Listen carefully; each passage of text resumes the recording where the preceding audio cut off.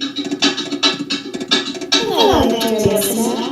We hope you're enjoying this lovely discussion. If you're not already aware, this show is part of a podcast network called KWAZ Radio, a Pan-African Nationalist and organized network to showcase the rich and varied thoughts of African people. We have an exciting lineup of shows that we think you'll enjoy, including That's when black people require too much buying.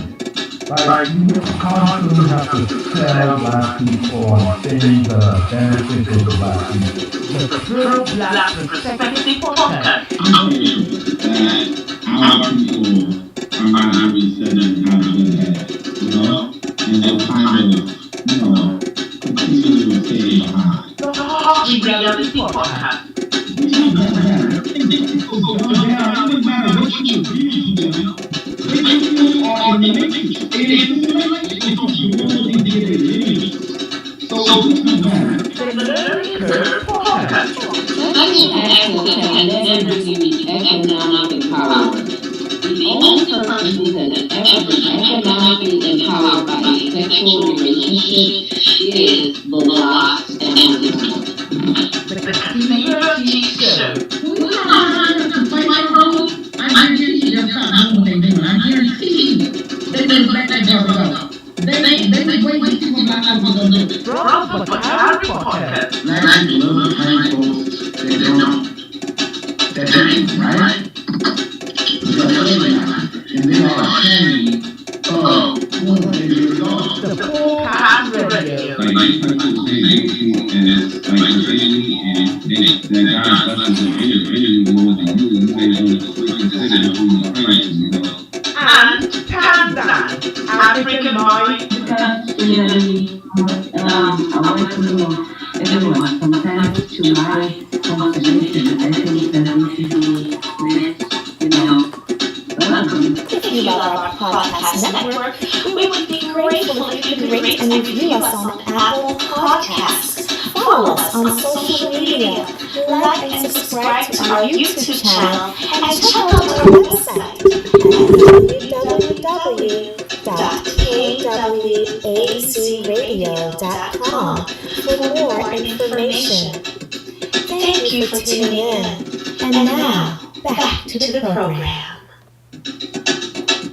Peace. We got 2 people in the chat, I don't know if you guys heard.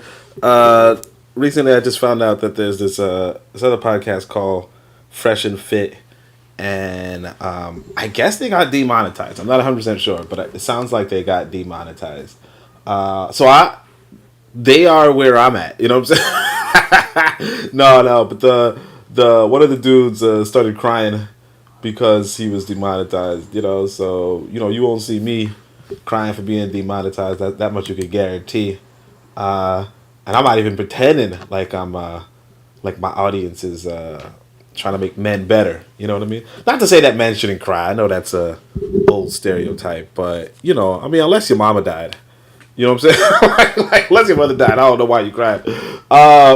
But anyway, that's the introduction. No, that's not the introduction. So we're going to resume this book, How Europe Underdeveloped Africa. I thought we were going to do it in 9 takes, but we decided we weren't going to do like 4-hour podcasts. I know you're probably saying to yourself, why not? But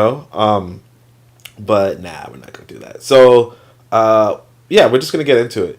I think the next book might be on anarchy. I'm thinking about it though. If you guys would rather, let's say, programming games, or let's say writing books, right? Then that's another option. Although I do want to read this anarchy book, and honestly, like these books right here, I don't think I'll read them if I wasn't recording myself.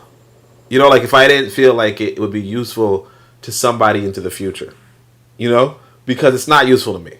You know what I mean? Like just like, I mean, it's all right, but it's not terribly useful to the point where I would spend 2 hours reading the book, or as it were, as you guys see. Well, I mean, obviously I stopped to talk, so it's not really 2 hours, but But yeah, it would be a significant chunk of time that could be used, writing or doing something else. So I really wouldn't, like, it's just not on my high priority list. I'm only mostly doing it.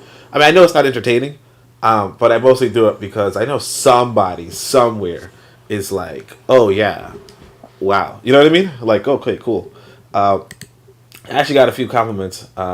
Shout out everybody who complimented. Especially my brother, Organic African Paradigm. He gave a compliment the other day. But all right, so let's go into the reading. So he says the manufacturing of soap and margarine required raw material inputs other than oil and fats. Okay, soap making, like who the fuck cares, man? All right. Soap making consume, like, no, seriously, like, who cares? Like, not who cares. This is important. Manufacturing for yourself is very, very important. And that's really like I don't know. Like I told you guys, this guy's Fresh and Fit. I made a comment. It's on Twitter. I made a comment about it because I don't really know who they are. I saw maybe like 2 clips of theirs. I don't really know who they are. But right, because the comment I made, I'll see if I can say it. It says, I don't understand what this means, and I barely know who this man is. But 1, I don't see how saving children wasn't as important. And 2, understand whatever you are given can be taken. Don't be a bum. Build. Okay? Whatever you are given. Anything, like this white boy says, look, you're monetized. You're now getting this much money of whatever. Don't be a bum. Build your own shit. Because then otherwise, when this white boy takes it from you, you're going to start crying. Okay, you're going to start crying because you're going to say to yourself, "Hey, you know what? I spent this much money here, spent this much here. I have this, and now I have nothing." And it don't mean nothing to him. You're the one crying. He's like, "Oh, okay, cool." You're the one who put your life aside for this white boy, and the white boy, doesn't even know you. It's like, which one are you? You know what I mean? So let's So yeah, like manufacturing of soap is important, but again, this is Wazungu manufacturing soap. And the thing I want people to understand is this: before Wazungu manufactured your soaps, you manufactured your soaps. Okay, you were master manufacturers. I'm not saying every freaking African on the planet was a that's not the case. What I'm saying is that there were some African manufacturers of soap. Okay, it was probably very popular. On top of that, obviously, if you're like in some secluded village, you're probably not manufacturing your soap for commercial sale because that's not a part of the economy. But like obviously that technology existed, and whether your ancestor personally engaged in that technology, of course you have billions of ancestors at this point, but obviously some of them probably did, but however you want to look at it, whether some direct ancestor or your ancestor during the time of 1444, that particular year, which was like one person, whether that one particular person was manufacturing soap is not a guarantee. Whether they were in a community that was manufacturing soap, oh no, it's not one person. So your ancestors it'd be like I don't know, like during 1444, it might have been like, I don't know, a million people, honestly. Like, it could have been a million people. Either way, yeah, all right. So I can't even say anything because it's possible. It's very likely that one of those ancestors did. I didn't even think about that in a long time. But like technically, yeah, you would have had like a million people on the planet would have been your ancestors. Like maybe not a million, but like during the year of 1444, it could have been. Like, because, we say to think a direct ancestor is, like, one person. But, no, it would have been, you know what I mean? Like for instance, I'll give you guys, just to say why I'm saying a million. And I know it's a little bit off topic. Just to say why I'm saying a million is because, let's say all right, so my mother, all right, no, sorry, it shouldn't be a million. It should be, like, I don't know a good number. Because it's like you want to go back 20 years. So, like, 2 to the... whatever. But then 1444 is like 20 years for like a generation. 1444 is a really long time ago. But It's not really that long. But anyway, like what I'm saying is that during 1940 or no 1980, right? Like I had. No, technically I didn't have only 2 living ancestors, but you get what I'm saying. I had 2 living ancestors. Before that, I had 4 4 ancestors. 4 people. You get what I'm saying. Like 4 different people contributed to my 2 parents, and then 8 people contributed to my 4 grandparents, and then 16 people. You know what I'm saying? So you just keep going up until eventually it's called exponential growth. That's why I'm giving large numbers, because it really does grow exponentially. That was a lot. So Matron's here. She said, on the fresh and fit issue, they became dependent on the system. Exactly. And that's the thing. It's like you're always, and the trouble is, this is why I really advocate leave. Because the reality is this. You're going to be dependent on some system. But when you're in America, you are dependent on the white man system. And the difference between the white man and the black man is this. You can go crying to a black man, and he will see your tears. You go crying to a white man, and he's going to be like, why are you crying to me? You know what I mean? It's like I'm not going to say that he views you as an animal, right? But, like, come on, right? Reverend the Bush is here. Shout out to Reverend the Bush. You guys check her out. Kofi's saying greetings to everybody.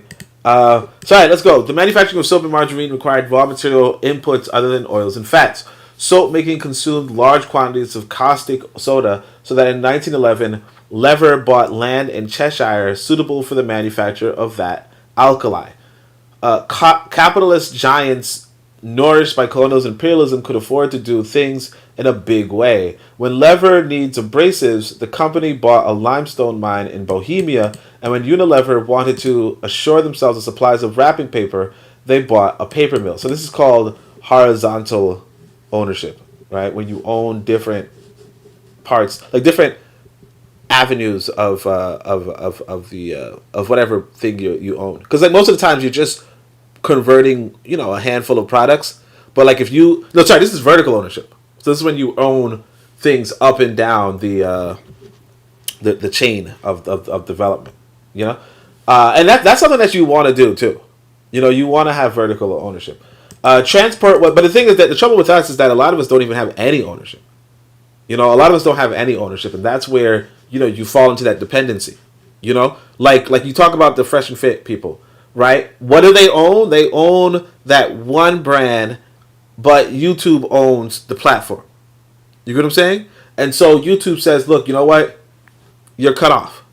And that's it. Now, if they were pursuing vertical ownership, they would own their brand and the platform.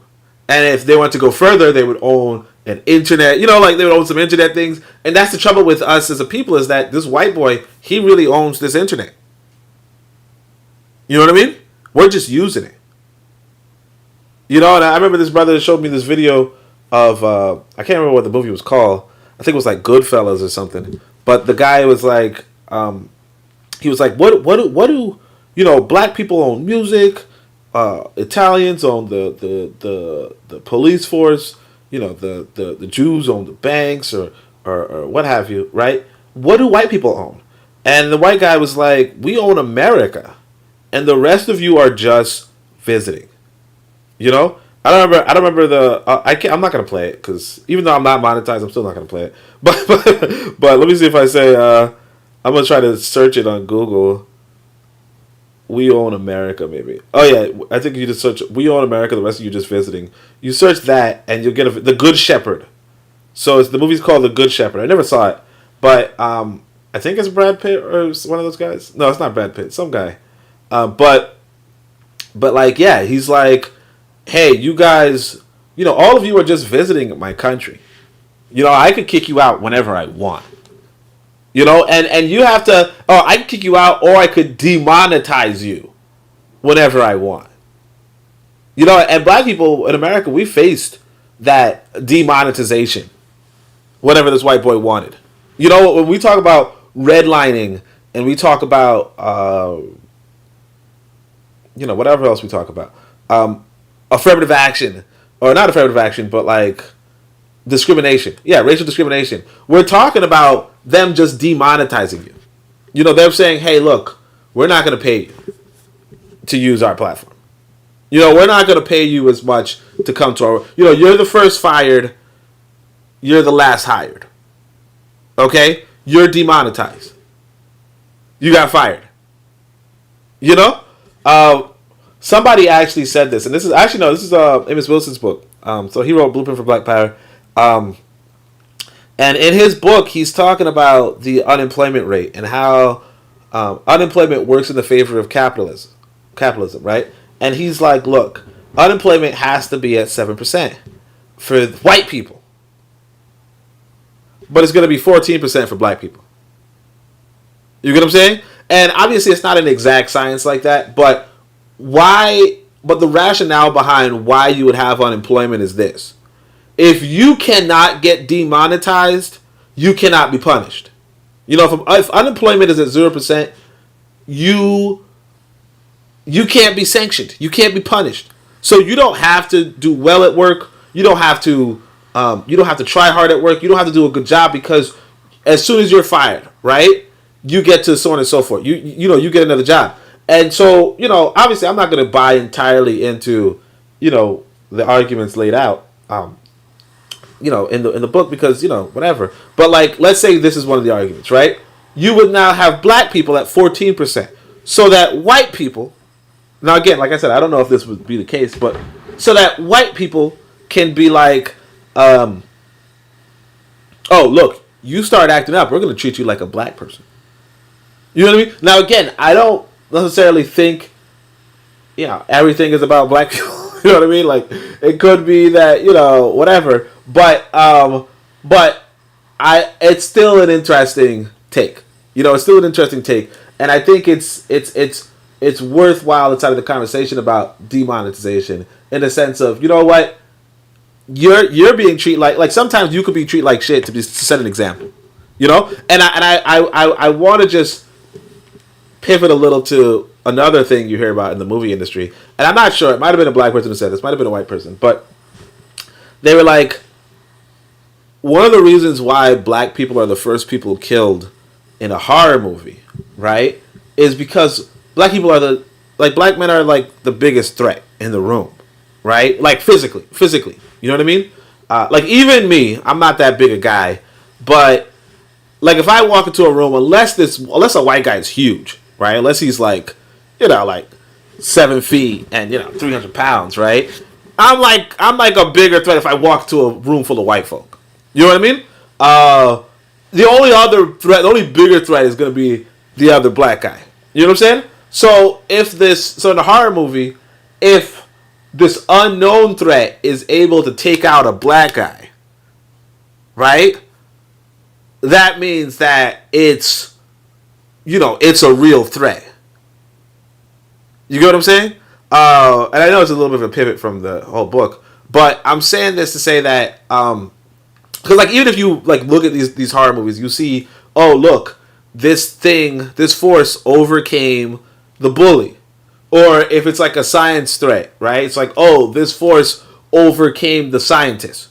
You get what I'm saying? Like if it overcomes the biggest threat in the room, or the person who could best handle the situation, and it leaves the people who can't really handle the situation and they need to do it in a creative way, it makes for a better movie than, obviously like for instance, like with COVID, where it's like, oh, it's killing off it's killing off all the unhealthy or old people. You know what I mean? Like it's killing the elderly and the old people. No, the elderly and the the obese people mostly. Obviously, it kills other people too. But like if it's killing all the unhealthy people, a lot of us were like, this is not a big threat. I'm not old. I'm not unhealthy. I can jog. So a lot of people were like, this is not a big threat. Whereas obviously, if it were killing, athletes, and I'm not saying it's not, but I'm just saying if it were killing athletes and killing, people at their peak health, if you will, then we probably would have been like, oh crap, yeah, we gotta hide from this. So that's like part of the psychology of, like, that was allegedly the psychology of the black guy. But then of why the black people were being killed first. And obviously it wasn't only that, but it seemed like it, right? But that's also the whole. Like, I'm not sure. I don't remember. I feel like Amos Wilson might have said this. I'm not sure. But I feel like that's also the argument made for the higher unemployment numbers is, oh, look, we could treat you bad. Now, obviously, I don't think that it's that way, but it's an interesting argument. Let's go to the chat because I just did a really big tangent. So, Robert the Bush says, unfortunately, we black people depend on the wrong system. Yep. That's what I'm saying. Like me personally, I say leave. I understand if people do not want to leave, but like me personally, I'm like, give me a plane ticket. You know what I mean? It's just expensive, and I can see that. Well, it's expensive it could be expensive, yeah. It depends on how you spend your money. Like a lot of us are not really good with money anyway.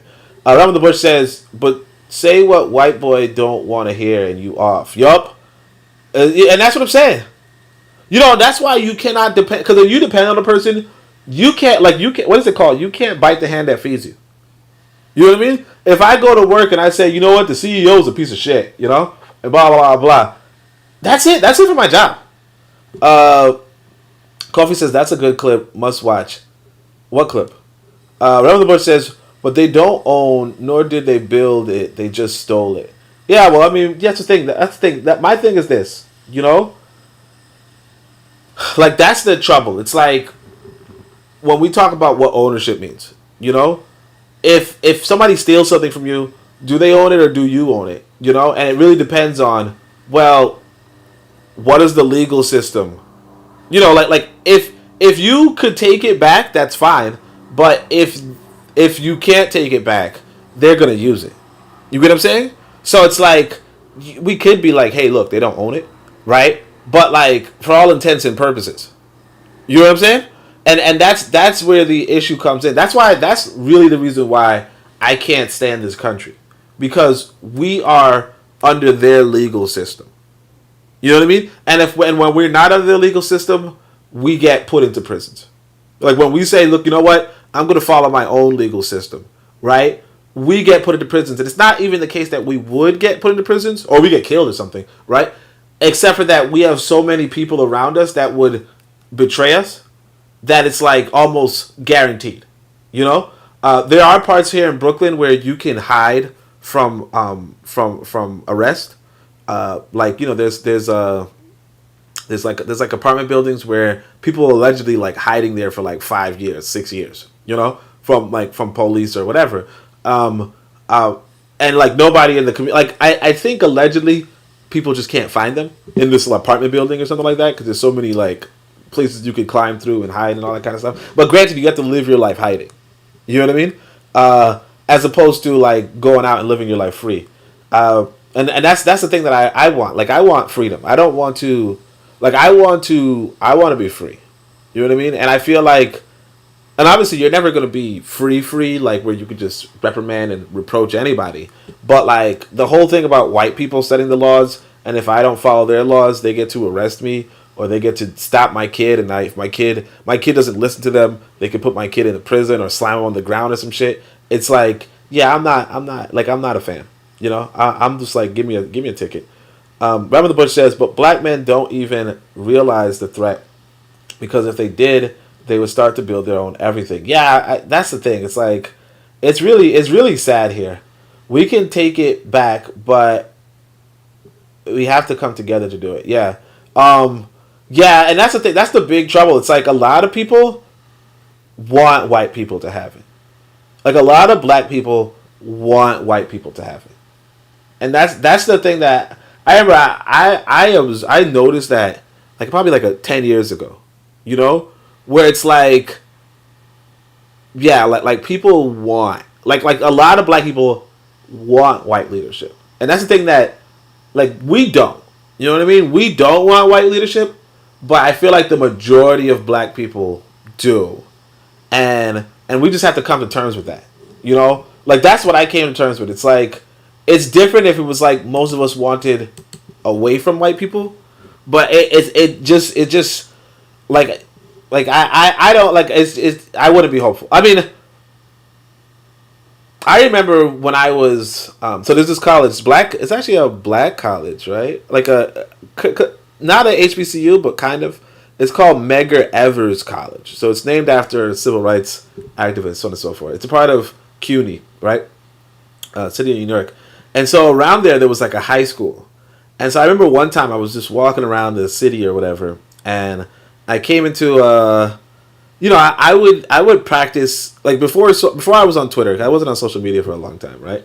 Before I was on Twitter, I would just talk to people on the streets, just random people, trying to get onto my meetings, obviously, but also just engaging them. So at one point, I remember this one boy who I spoke with, might have been like 16, 15, I don't know, and I'm talking to him, and I'm like, we got to do stuff for Africans, like being African, so on and so forth, and he's like. He doesn't go with the race stuff, and I'm like, no man, but like we gotta realize we're different people. We're African, right? And there's other people who are not African. And he says, aren't Europeans Africans too? And the logic behind that is Europeans, the way how the science is described to us, or the way how they describe science to us, is that the Europeans are derived from Africans. You know what I mean? Like the entire human species came out of Africa. So his thing is, aren't Europeans Africans too? Now at the time I was just kind of baffled, so I didn't really think. Of course I thought about it a little more, and when you realize that Europeans are also intermixed with other species, of course that's a little esoteric, but like then it's like you can say, oh, they are actually a different race, right? But if you don't have that Neanderthal gene science, right, you do come into the idea that actually, everybody did come from Africa, right? And so if you say, oh, look, I have a claim on Africa, right, because my ancestors were there, blah, blah, blah, right? It really, like, you have to do a kind of arbitrary cutoff and say, oh, no, my ancestors were there 500 years ago, or my ancestors were there 1,000 years ago, or something like that, right? But the point being that the main point was not so much what's the counter argument to this kid, but the reality that there were millions of these kids being churned out, even in black high schools. Like millions of kids who are like, hey, look, let's support the Democratic Party. Let's support the this religion. Let's support this. Let's not rock the boat. Let's so on and so forth. Millions of black folk, because the white people have these institutions, and we don't have these institutions. We don't support these institutions to the degree that white people support their institutions. Right? We don't have free education like the white folk do. We have expensive education, and we're not really willing to spend on our education. But you see, when you go to Africa, there are free schools, but they're also, it's also more common for people to invest in their children's education. Even though the prices are, obscene and absurd, it's still more common.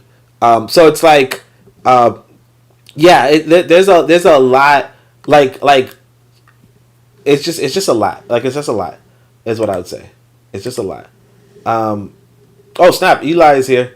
Shout out to Eli. Hashtag we be reading. But let's see. Black men don't even so we have to take it back, but we have to come together to do it. Reverend the Bush says we've been brainwashed to believe that they're supposed to be over us. Yeah, that's the big problem. Eli says just checking in, bro. Everyone, please like the stream and share it on your social media to spread the word. Appreciate you, bro.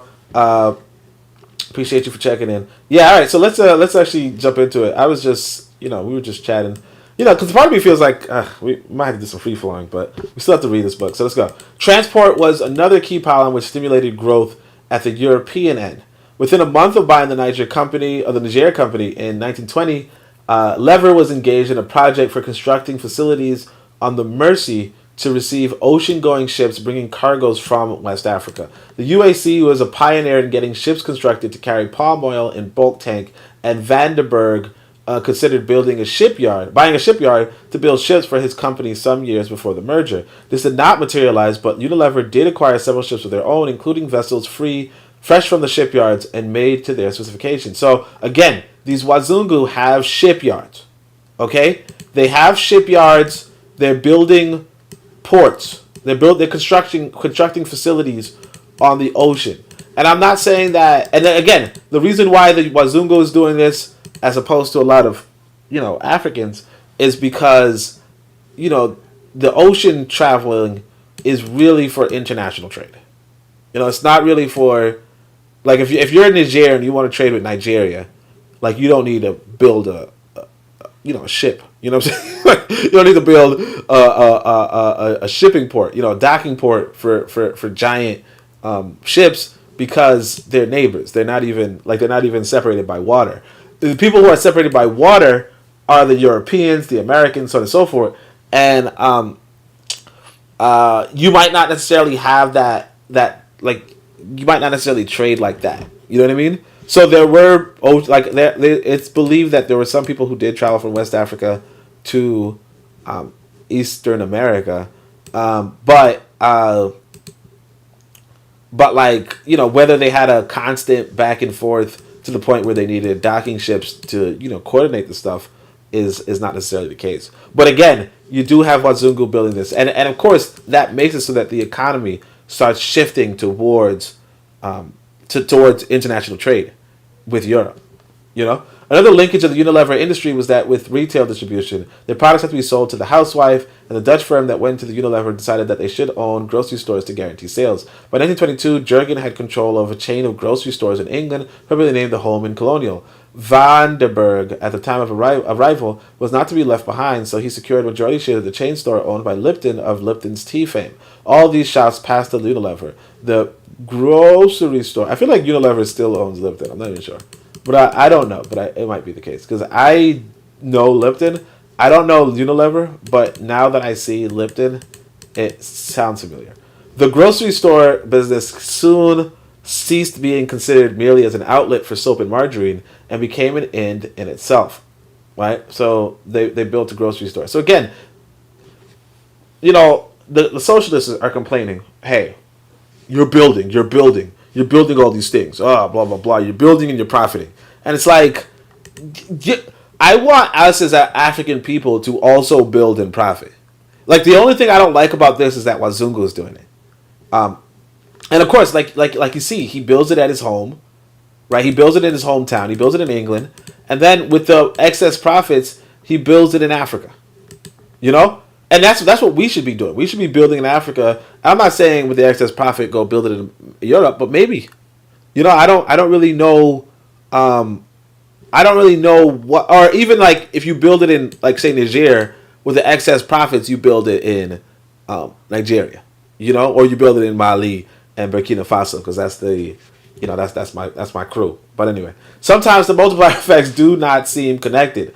On the surface, there is no apparent reason why Lever should set up a huge retail chain called Mac Fisheries to sell fish. There is little in common between soap, sausage, and ice cream, but Lever bought Walls as a sausage firm, and later Walls opened an ice cream manufacturing plant. The underlying connection is that capital seeks domination. See what I'm saying? Like, he makes it all negative. So this guy is good at business, and instead of saying, oh, he's good at business and he's branching out into various, trades, it's, oh, he's trying to be he's dominating, right? It grows and spreads and seeks to get hold of everything in sight. The citation of Africa gave European monopoly capital full opportunities to indulge in its tendencies for expansion and domination. So you see them saying, like they turn something that would be like basically, this is what I want to do in Africa.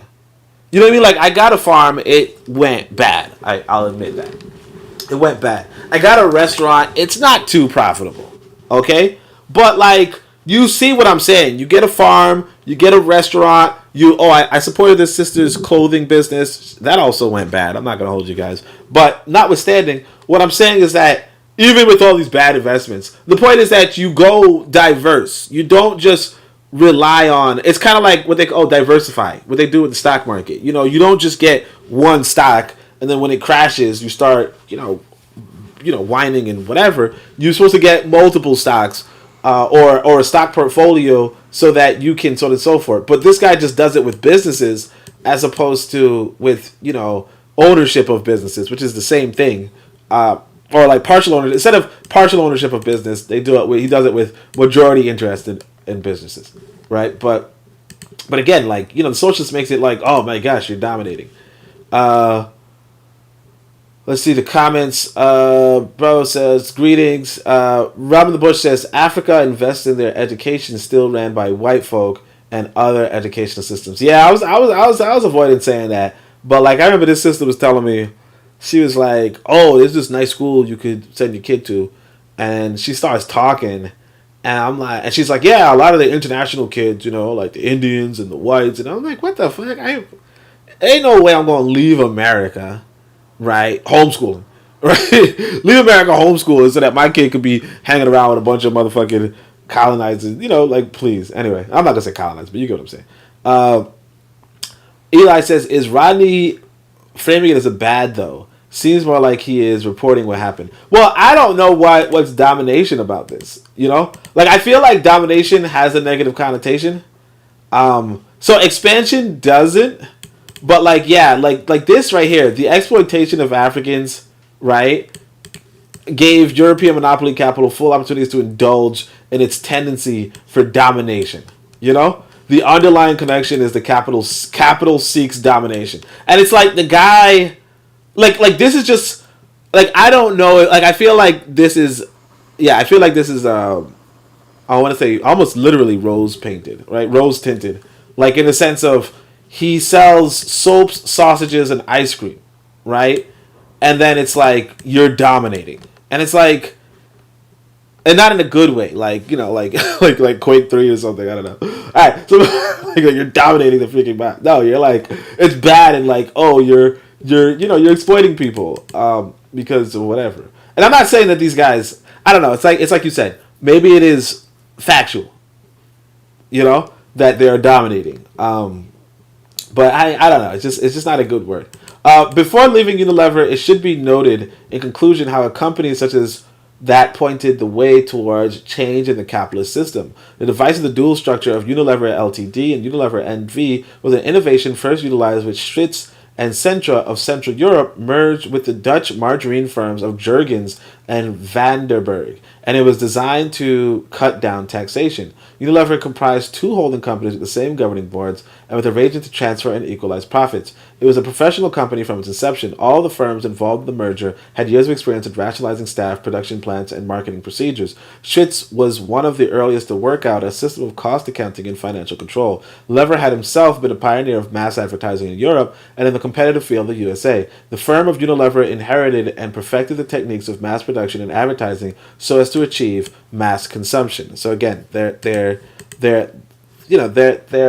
selling better than the rest of us. And advertising is really important. So it's something that you, like, again, mass production and advertising are things that you want to do. And like even mass consumption. I'll tell you guys this. I'll show you. I don't know if I can show you, but there's this video game, right? There's this TTRPG. So what's a TTRPG? TTRPG is a tabletop role-playing game. That basically means it's not a video game, but you sit around and you imagine your story. And somebody's telling you a story, like you walk into the corridor and there's a lamp on the wall. What did you do, right? And then you say, I touched the lamp. They're like, oh, it's trapped. Roll a dice. And then, like something stupid like that. That some company on Kickstarter is designing a book, like a game book to supplement, I'll just little nerd talk, Dungeons and Dragons. They're going to supplement it with a little bit more, like an additional book for your own adventures, all that kind of stuff, right? So you're saying that's the most stupid, niche, useless thing I've ever heard of, right? It has 11,000 backers on Kickstarter, and it generated about $1 million. Like, it raised about $1 million, right? Off of a stupid-ass book. Granted, there's writing in it, there's drawings in it. That's it, though. Writings and drawings, right? $1 million Kickstarter. Okay? 11,000 backers. And it's like mass consumption. That's what you want.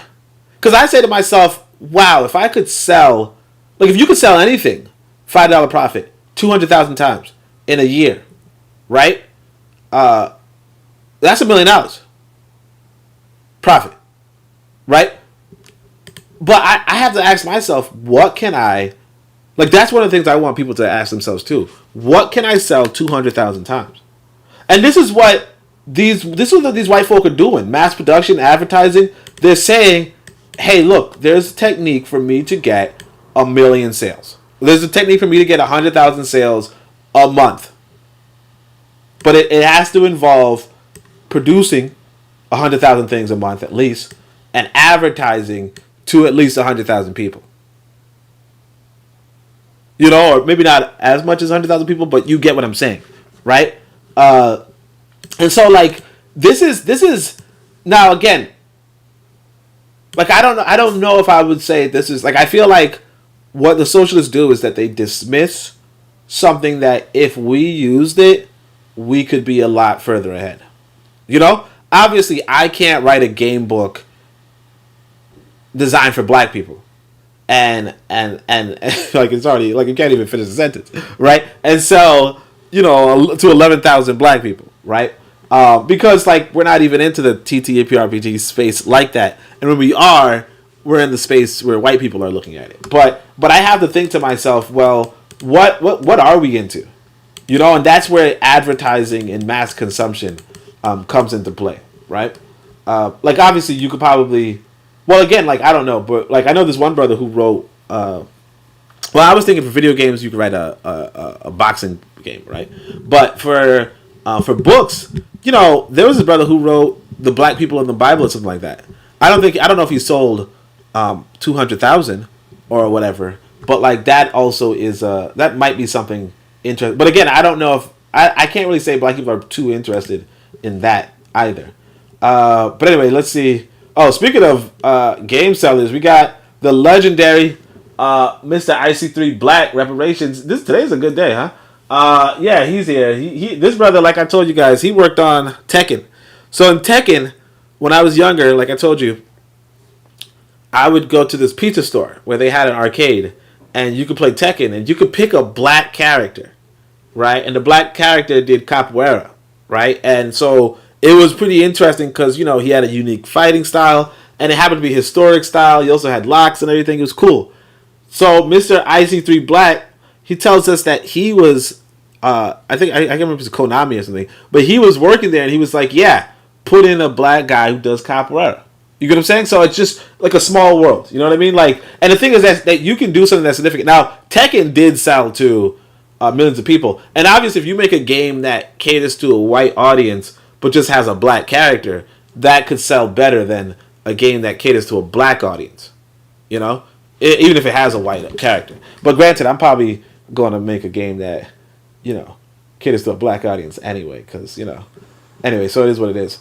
Namco, he says, Namco. Working for Namco. Alright, so Realm of the West says exactly, just like black folk have America and goes to live in South Africa. Just like black folk leave America and go to live in South Africa. Oh, I missed that comment. I don't know what it's about.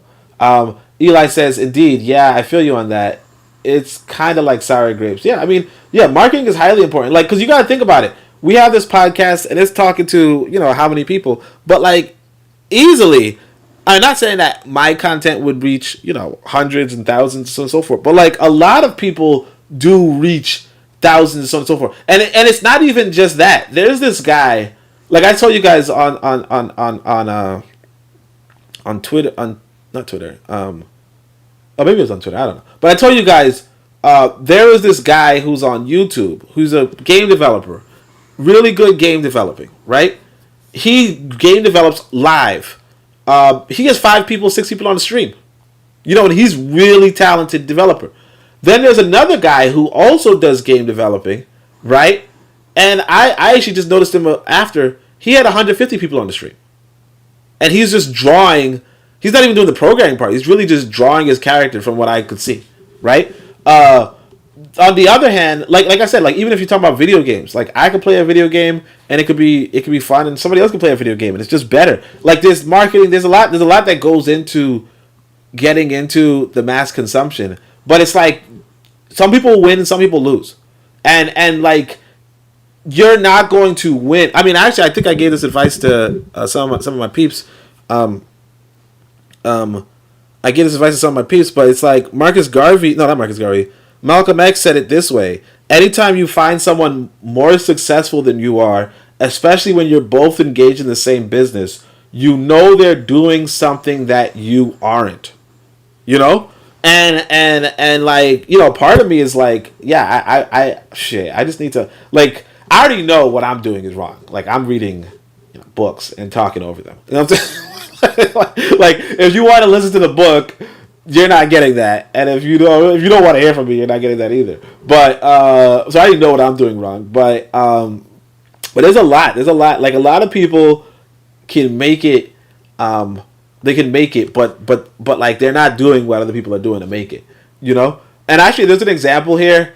I was kind of trolling this lady, but I don't know if you guys saw this Albanian news with the Albanian weather journalist or whatever, or the Albanian journalist. So basically, in Albania, they have women, you know, youngish, you know, women. You know how it is when the news section, they have, like, you know, even in America, they used to, at least. They had, like, well, not really to me, but you get what I'm saying. Like, you know, youngish, you know, I don't want to use the word pretty with white people, but you get what I'm saying, right? Like, in the Eurocentric lens, probably pretty women, right?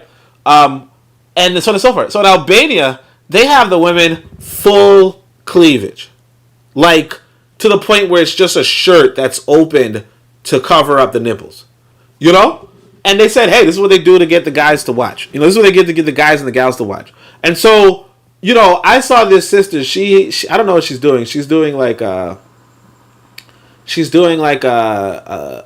just talking on her WhatsApp status about something. And I'm like, yo, but she's like wearing this boring ass black shirt. Mind you, she is beautiful.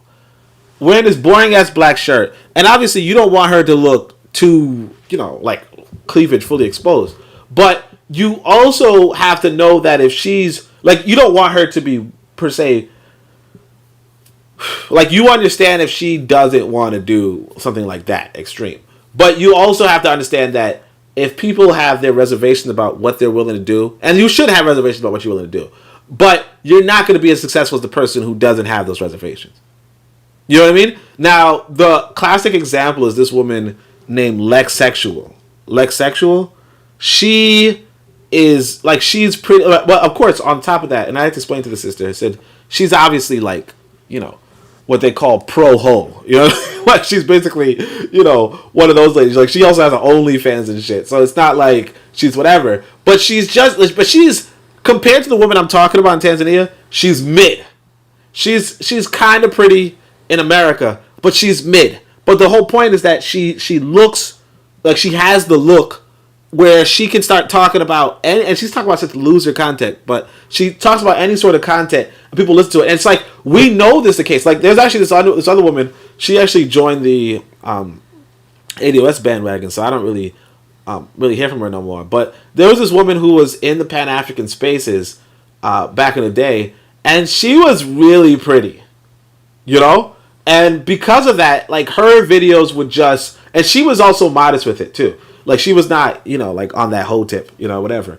But, like, she was really pretty, and because of that, she just, like, grew phenomenally, you know, into the you know, stratosphere in a sense, right? But, like, that's a thing. And obviously, you know, you could make the argument, hey, men aren't held to this kind of beauty standard the same, and that's fine.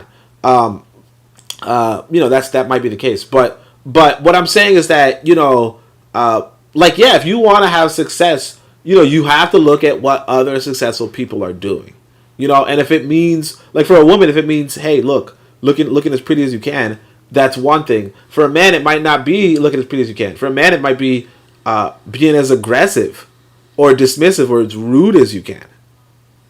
You know what I mean? Like one of the things that I remember for Tariq Nasheed, because I was talking to one of my friends and I said, oh, look at this guy, Tariq Nasheed. He's a freaking idiot, blah, blah, blah, blah. Right? And he was like, oh, somebody is going against Tariq Nasheed. That's bad. Tariq Nasheed's going to roast him. You know? And I realized that a lot of people are into entertainment. And, like, entertainment for guys, like, particularly American guys, is shooting the dozens. You know what I mean? So like dissing and playing people is entertaining. And actually, I think I was watching this documentary. Well, not documentary. I don't know how it came on my feed, but they were talking about this video game. It's called League of Legends or something, right? But they were talking about this video game, and they were like, there was this one player who was just too toxic.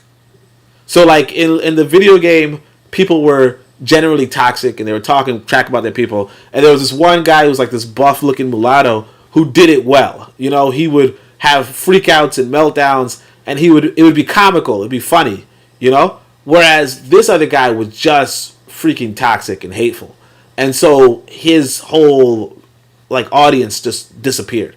Anyway, I said all that to say, yeah, people could be successful. I'm just surprised there's so many people. Like, what's going on? So, all right, so anyway, let's try to finish this book. So let's see what the comments are. It says black folks should leave, just like black folk leave. Yeah.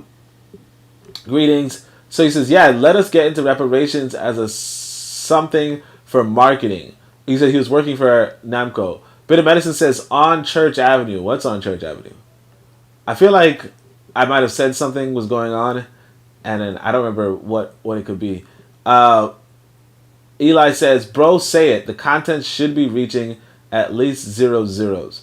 Oh, I don't know, man. Because again, I'm reading a book. It's not like most people are not into reading anymore. And also I think the attention span has dropped significantly. Like, I know Bit of Medicine doesn't like having a shorter podcast, but I feel like most, because I remember this one sister, but she's a part of the older demographic too. But she was like, oh, you know, like one of the older internet users in a sense, right? But like she was also saying, hey, look, you have a podcast. Like I was showing her this interview I had with that brother, and she was like, oh no, I'm not gonna listen to this. It's 2 hours or something like that, you know. So it's like I think shorter content is another thing. A lot of people do try to even cut it down to like an hour or something. Like if it's something that they're not too interested in. Oh, the pizza place with the arcade, Church Avenue. No, it wasn't Church Avenue. But let's say Mr. IC3 Black says reparations, marketing, and propaganda as a solution. Create a game for reparations. Ooh, I don't know if I could. I don't know how to do that. It says game, defeat the boss and get reparations. I'll punch him up, right? I think a boxing game is good. Like, I do want to do a boxing game. I think that's actually a pretty interesting premise for a boxing game, where you just kind of like, I want to do like a street boxing game where you just kind of like fight people. But like, if it's like you just go ape shit and you decide, look, I'm going to, because I also think you have to incorporate funny into your games, because I think that's the kind of games that black people might like. Yeah, like if you could incorporate a punching, you beating up people, and then like your whole purpose of beating up people is because you want to get paid. You know what I'm saying? You want your paycheck. Like, F it. That might be a good game. But again, like, I don't know if white people are going to take to it. And the trouble is that, and it's not like I would make a game for white people, but it's like, that's doable. Because what I want to do, I'm going to tell you guys this. I want to learn inverse kinematics. Okay, I want to learn procedural art generation. Not art generation, procedural movement for 3D art. When I could learn that, I can possibly like do boxing and stuff like that. But it's like it's a little bit of a technical hurdle for me. So that's what I'm doing.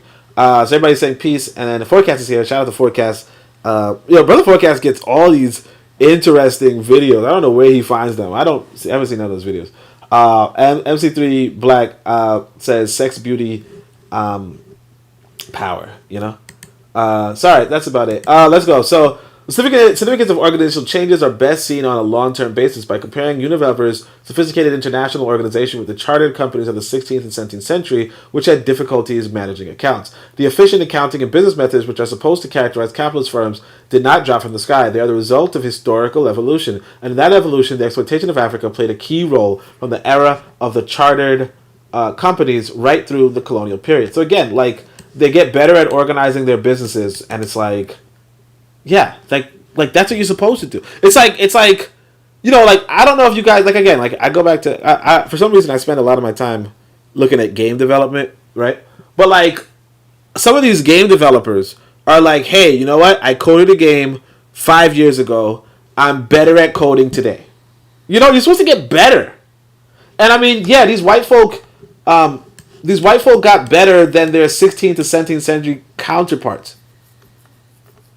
And that's not like, again, like, I don't know. Contributions of colonialism to individual colonizing power. So, analysis of the non-monetary benefits of colonialism to the colonizers can of course be carried out most readily within the framework of relations between each colony and its mother country, apart from the framework of the individual firm, which has just discussed in some detail. Using the conventional approach of European metropole relative to its own colonies, one finds a wide range of positive effects, although the benefits varied in extent from colony to colony. Portugal was the lowliest of the colonies in power in Africa, and it was nothing in Europe without its colonies, so much so that it came to insist that Angola, Mozambique, and Guinea were integral parts of Portugal, just like any province of the European country named Portugal. France sometimes propounded the same doctrine by which Algeria, Martinique, and Vietnam were all supposedly overseas France. I'm surprised they left out Nigeria, but okay.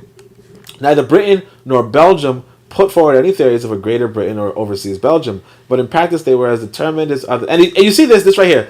I want people to realize this sort of mindset, this sort of policy, actually impacts the minds of people. Because I want you to realize when we talk about this, right? So this was obviously after the Haitian Revolution, but this sort of rhetoric influenced Toussaint Louverture, okay? Even to the point where, the independence of Haiti, if France didn't kill this man, okay, Haiti would have continued to be a French colony. You know what I mean? Like I'm not 100% sure. I mean, again, like some of these stuff you don't check out for like a decade, but it seems like if I remember correctly, the Constitution under Toussaint, I'm typing it in. The Constitution under Toussaint was in fact that Haiti would remain a colony, you know, or something to that effect. I'm just gonna look it up really quickly. Yeah.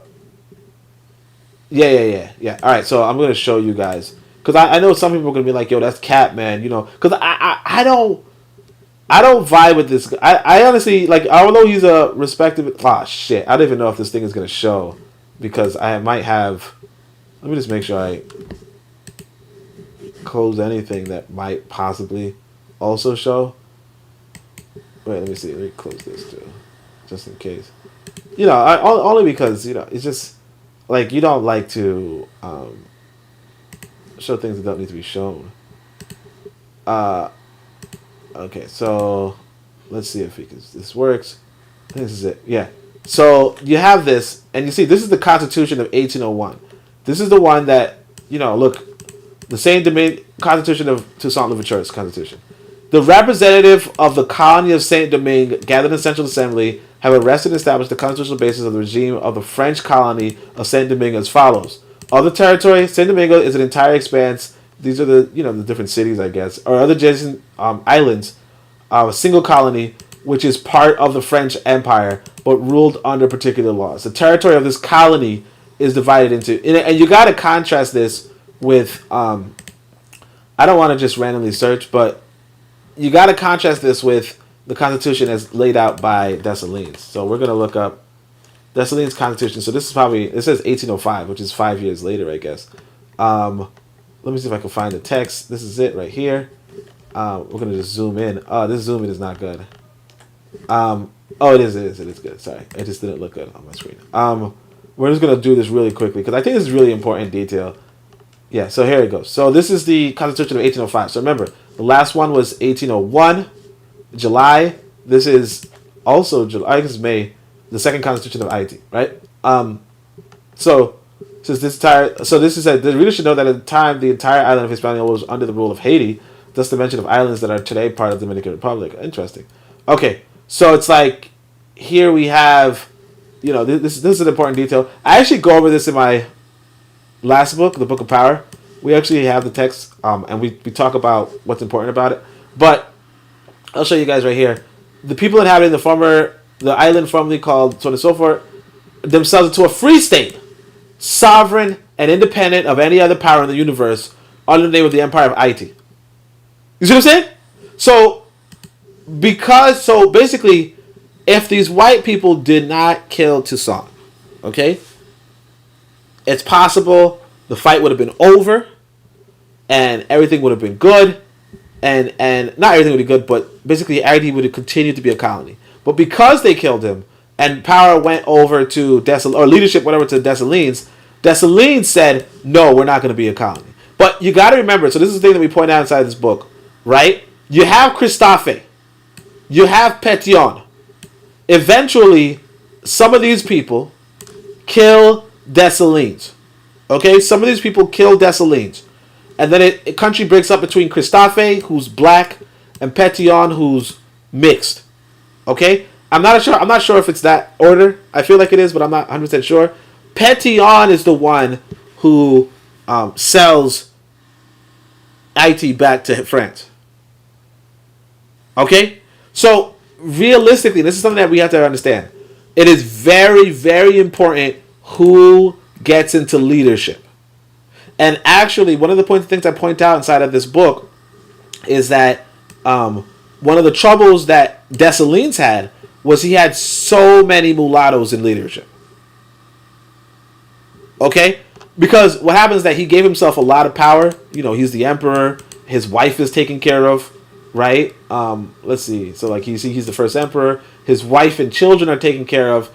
All that kind of stuff. But then he gives the Senate some powers. Like, basically, a long story short, like, when you distribute power this way, like, you get screwed over. And of course, like I said, you guys could, maybe I'll read it someday, but you guys could read the introduction of this in the Book of Power. It's pretty good. But like, yeah, like again, I actually don't remember why we brought this up, so we're just gonna go back to the freaking book. But yeah. So France and so on and so forth. Yeah, France could have had a colony. France could have had a colony, but they were just like, nah, we're gonna set this. We're gonna kill these. Like they were on a such a murder mission that they screwed themselves over. You know, but it's okay because we now have Haiti. But of course, they're still screwing Haiti because, like I said, Pétion, like Dessalines put Pétion there. So it is what it is. You know, there's a lot, like, handling power is really complex, and that's why I said you guys can go and check out my book when you have a chance. I'm just saying that because maybe possibly. Game design. Mr. IC3 Black says game design. Yes, design a game with a moral in the story. Yep. Kofi says I look at game dev stories as well. I watched the God of War one, and a black woman was the lead animator on one. I was shocked. Oh, that's cool. What are you watching game development for? You do game development, man? Mr. IC3 Black says, yes, you are correct. One must get better and develop more sophisticated systems. Yeah, and that's the thing. It's like you have to develop better systems. And if you're not, like, that's what I'm saying. Like, and we had really complex developed systems. The trouble is that when they destroyed those countries and destroyed those systems, like, we have to start from scratch again. You know what I mean? Either we start from scratch or we start borrowing from them. And obviously when you borrow from them, they get richer, you know? Neither Britain nor Belgium put forward any theories of a Greater Britain or Belgium overseas, but in practice they were determined as other powers to ensure the sustenance should flow from colony to metropole without hindrance. And of course that's what you want to do. Few areas of the national life of the Western European countries failed to benefit from the decades of parasitic exploitation of the colonies. One Nigerian, after visiting Brussels in 1960, wrote, I saw for myself the massive palaces, museums, and other public buildings paid for by Congo, ivory, and rubber. In recent times, African writers and researchers have also been amazed to find the amount of looted African treasures stacked away in the British Museum, and they are comparable of somewhat smaller collections of African art in Paris, Berlin, and New York. Those are some of the things which, in addition to monetary wealth, help to define the metropoles as developed and civilized. Sustenance given by colonies to the colonizers was most obvious and very decisive in the case of contributions by soldiers from among the colonized. Without colonial troops, there would have been no British forces fighting on the African front in the 1939-45 war. Because the ranks of the British forces were filled with Indians and other colonials, including Africans and West Indians, it is a general characteristic of colonialism that the metropole utilized the manpower of the colonies. It is a general. You know what? I just thought of a really interesting idea, so I just got it dazed out. Like kind of like if we were to build museums, but like with uses. You know what I mean? But I could talk about it another time. I'm probably talking about the Discord. You guys know I have a Discord. So it is a general characteristic of colonialism that the metropole utilized the manpower of the colonies. It is a general characteristic of colonialism that the metropole utilized the manpower of the colonies. The Romans had used soldiers of one conquered nationality to conquer other nationalities, as well as to defend Rome against enemies. Britain applied this to Africa ever since the early 19th century, when the West Indian Regiment was sent across the Atlantic to protect British interests on the West African coast. The West Indian Regiment had black men in the ranks, Irish colonels as NCOs, and Englishmen as officers. By the end of the 19th century, the West Indian Regiment also included lots of Sierra Leoneans. You know, there's a story about the West Indian Regiment. So I actually, it kind of threw me off when they said Britain and India. I thought they meant, India, but West Indian's Caribbean, right? So there's a story about the Caribbeans when they were used against the continental Africans. And apparently some of the continental Africans dropped their weapons and were like, oh, yay, our cousins finally came home. Can you imagine that? So it's always important to understand who a person's leaders are. Like more important than anything is know who their leader is. This is why I'm not even going to be friendly with ADOS anymore, because it's like who your leader is more important than who you are in some senses. So you have the black foot soldiers. And so the Irish colonel is kind of like where the Tariq Nasheed is. He's the colonel. And above him is, the Republican Party or the Democrat Party, whatever. One of the political parties, whoever, right? You have to focus on this and you have to focus on this. And if you see one of these and they have this, then they're not your friend. You don't put down your weapon. So the most important force in the conquest of West African colonies by the British were the West African Frontier Force, the soldiers being Africans and the officers English. In 1894, it was joined by the West African Regiment, formed to help suppress the so-called Hut Tax War in Sierra Leone, which was the expression of widespread resistance against the imposition of colonial rule. In East and Central Africa, the King's Africans Rifles was a unit which tapped African fighting power on behalf of Britain. The African regiments supplemented the metropolitan military apparatus in several ways. Firstly, they were used as emergency forces to put down nationalist uprisings in the various colonies. And this is ECOWAS right now. I want you guys to realize this is ECOWAS right now. Firstly, they were used as emergency forces to put down nationalist uprisings in the various colonies. Secondly, they were used to fight other Europeans inside Africa, notably during the First and Second World Wars. And thirdly, they were carried to European battlefields on the Third World War outside Africa. I want you guys, this is freaking ECOWAS. I'm about to freaking highlight this. I don't know if I'm going to show it on, I try to show this stuff on Twitter, but I usually forget to screenshot it. But that's ECOWAS. I want people to realize that. See if there's any comments. Since I look at game dev, I think the story may be fake, but I will have to look into it. Oh, the story about the people dropping their weapons? I don't know. I mean, I don't know. I don't know. It might be, but like you said, the thing about history is always a story. It's his story. You know what I mean? So it's you know what I mean? Like you're never gonna know every detail about everyone in the past. But sometimes something could be so significant that people tell it. Multiple people tell it, and then you vet it by the fact that so many people observe the same thing. You know what I mean? It's not like biblical events where it's oh, I saw Jesus. It's one guy, he says, I saw this guy walking around. I saw somebody fly. It's not like that. It's more it could be that it's you see on multiple battlefields, people not understanding that they have to fight people who look like them, 100% ask who is the leader. Yeah, I always ask who the leader is, but the thing is that a lot of black people say they don't have a leader, which is and that goes back to, matter of fact, there's this brother, his name is, I'm not, this guy has some beef with me, so I'm not even whatever, but, or not really beef with me, not really, he doesn't know me, but But basically, like, if you say something about him, he's gonna start talking shit about you or something. I don't know if it comes back to him. But like this guy, Hollism plays this video, this audio of Amos Wilson, where he's like, "Why is it that black people say that they're free to do whatever they want to do, and why is it that everything that they want to do, benefits the white man?" You know what I mean? So it's like a lot of black people are like, "Hey, look, I got no leader. Nobody can tell me what to do." But at the same time, it's like, yeah, but everything you're doing is what the white man wants you to do. It's like what the white man told you could do.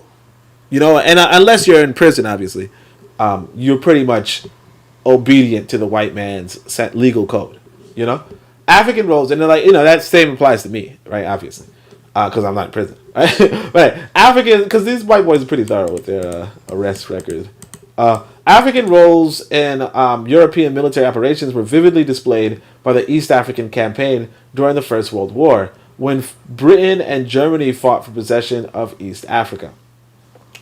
At the beginning of the war, the Germans had in Tanganyika a regular force of 216 Europeans and 2,540 African Askari. So in my books, I call Askari like enemies of Africa, like the soldiers of Africa or whatever. In Swahili, Askari means police. So now if I start saying, oh yeah, the enemies are the Askari, right? And this is why I kind of like cut back on it. Like, they might think I'm talking about the police. In which case, you can get into big trouble. You know what I mean? So I just kind of like, let me stop. But anyway, so during the war, 3,000 Europeans and 11,000 Askari were enrolled. On the British side, the main force was the KAR, comprising mainly East Africans and soldiers from Nyasaland. The battalions of the KAR had by November 1918 over 35,000 men, of whom 9 out of 10 were Africans. You see that? So the Germans and the British are fighting, and they're putting Africans at it to die. And like I said, you have ECOWAS. Quite early in the East African campaign, the British brought in an extraordinary force of Punjabis and Sikhs. That's the Indians, the real Indians, right? Dot Indians. So there's 3 types of Indians, right? There's a dot, feather, and locks. You know what I'm saying? Anyway, as well as regiments of West Africans. Some Sudanese and West Indians were also there. At first, few white settlers joined the war because they thought it was a picnic. But within a year, the white residents of British East Africa were showing extreme reluctance to join local fighting forces. In effect, therefore, Africans were fighting Africans to see which European power should rule over them. The German and British had only to provide the officers. According to the history books, the British won the campaign in East Africa. You see what I'm saying? And it's black people. It's black people. You just gotta just breathe for a second, France was the colonial power that secured the greatest number of soldiers from Africa. In 1912, conscription of African soldiers into the French army was pursued on a large scale. And again, ECOWAS, to this day. During the 1914-1918 war, 200,000 soldiers were recruited in French West Africa through the use of methods reminiscent of slave hunting. These French soldiers served against the Germans in Togo and Cameroon, as well as in Europe itself. On the European battlefield, an estimated 25,000 French Africans lost their lives, and many more returned mutilated, for they were used as cannon fodder in the European capitalist war. And again, I can't even. France was so impressed by the military advantages to be gained from colonial rule that when a part of Cameroon was mandated to France by the League of Nations, France insisted on the privilege of using Cameroon's African troops for purposes unconnected with the defense of Cameroon. Naturally, France also made the maximum use of African troops in the last World War, indeed, Africans saved France after the initial losses when France and most of Africa fell under the Germans and fascist Vichy French. In French Equatorial Africa, it was a black man, Felix Iboué, who proved loyal to the forces led by General de Gaulle and who mobilized manpower against the French and German fascists. Africa provided the base and much of the manpower for launching the counterattack, which helped General de Gaulle and the Free French to return to power in France. French use of African troops did not end with the last war. West Africans were sent to Madagascar in 1948 and put down nationalist forces in most bloody manner. African troops were also employed to fight the people of Indochina up to 1954, and later still, black African troops and Senegalese in particular were used against the Algerian liberation movement. Now again, as much as we say, hey, look, these are coons and all that kind of stuff, look, I want you guys to remember, at the end of the day, war shapes history. War shapes nations. War is the most important thing you have, or the most important tool that humans have in engaging with other humans. And actually, that's part of why I also say, look, we have to repatriate. Because you're not going to be a part of any war. Like, say what you will. The brothers in Mali, the brothers in Burkina Faso, the brothers in Niger. And not just brothers, obviously, brothers and sisters, but you guys what I'm saying. Putting in that work is more significant. Like putting in that war is the most significant work that people can do. You know? And really when you talk, like, one thing that you should learn if you pay attention in your history classes, you know, the European gives you, is how fundamental war is. That's all I'm going to say. All right, so no comprehensive studies have yet been devoted to the role of Africa in the armies of the colonial powers in a variety of contexts. However, the indications are such that the studies should reveal a pattern very similar to the discoveries discovered by historians who looked at the role of black soldiers in the white-controlled armies of the USA. Namely, that there were tremendous discrimination against black fighting men, even though black soldiers made great and acknowledged contribution to important victories won by the white officers' army and the USA and the colonial powers. Now again, they're going to not treat you as good because you're not them. You're a tool. It's like this Myron character. Now, he's not black, obviously, but it still stands to reason, right? When whoever, like, if I use a hammer to build my table, right? I put the hammer down when I'm done with it. After I have the table, I put the hammer down. I don't say, you know what, hammer, you deserve a good place on this table because you built the table. Or you helped me build the table. I don't put the tower, I don't feed the tower, I don't sit at, at the dinner table with me. I don't do nothing with this hammer, put it back in the damn drawer. You know? Same what happened to this guy Myron. Again, he's not even black. Same thing happened to this guy, this Fresh and Fit thing. They're like, hey, look, YouTube's like, yo, look, we need to have a bigger access to black people. Hey, you know what? We're going to boost you. You boost us. It's a win-win situation. Okay, you boosted us. Get the fuck out of here, you fucking sick people. That's it. Like when you are a tool, do not expect the person using you to it's like even with like women. You know, like even like if you date a woman and you behave like a tool, Kofi has an interesting word for it. I think it's a buppy or something like that. But like if a woman is using you to pay her bills, right? After you pay her bills, she's not gonna just, oh, well, you paid my bills, so I love you. No, she's like, okay, move on now. Unless you're gonna pay more of my bills, move the fuck on. And like that's part of why I don't even like America too. That's part of it, because like a lot of these women just they want to use, like they know how to use fucking men. Like, they know how to bait you. Like, yeah, don't worry, I'm gonna have, all you gotta do is, blah blah blah. And then after they do that, you're gone. But like that's what it is. Boops. Yeah, Kofi says boops. That's what it is. And it's like there's nothing really wrong with that. You just gotta go to people who are not trying to just use you as a tool. You gotta go where you're not just a damn hammer, where you're a human being. And the European is not going to treat you that way. Like the European is not going to treat you that way. That's all I'm gonna say. Somebody likes that. I'm gonna like. I didn't even know I got that though. All right. So anyway, let's see. So.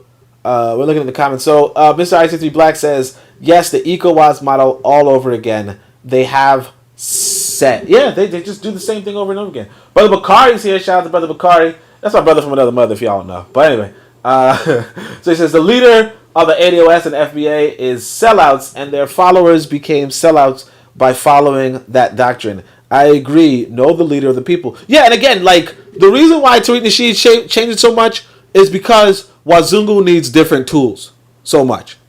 Like Wazungu said, look, you know what? We need to push, like basically, how I say it. The Democrats were sponsoring Tariq Nasheed at first.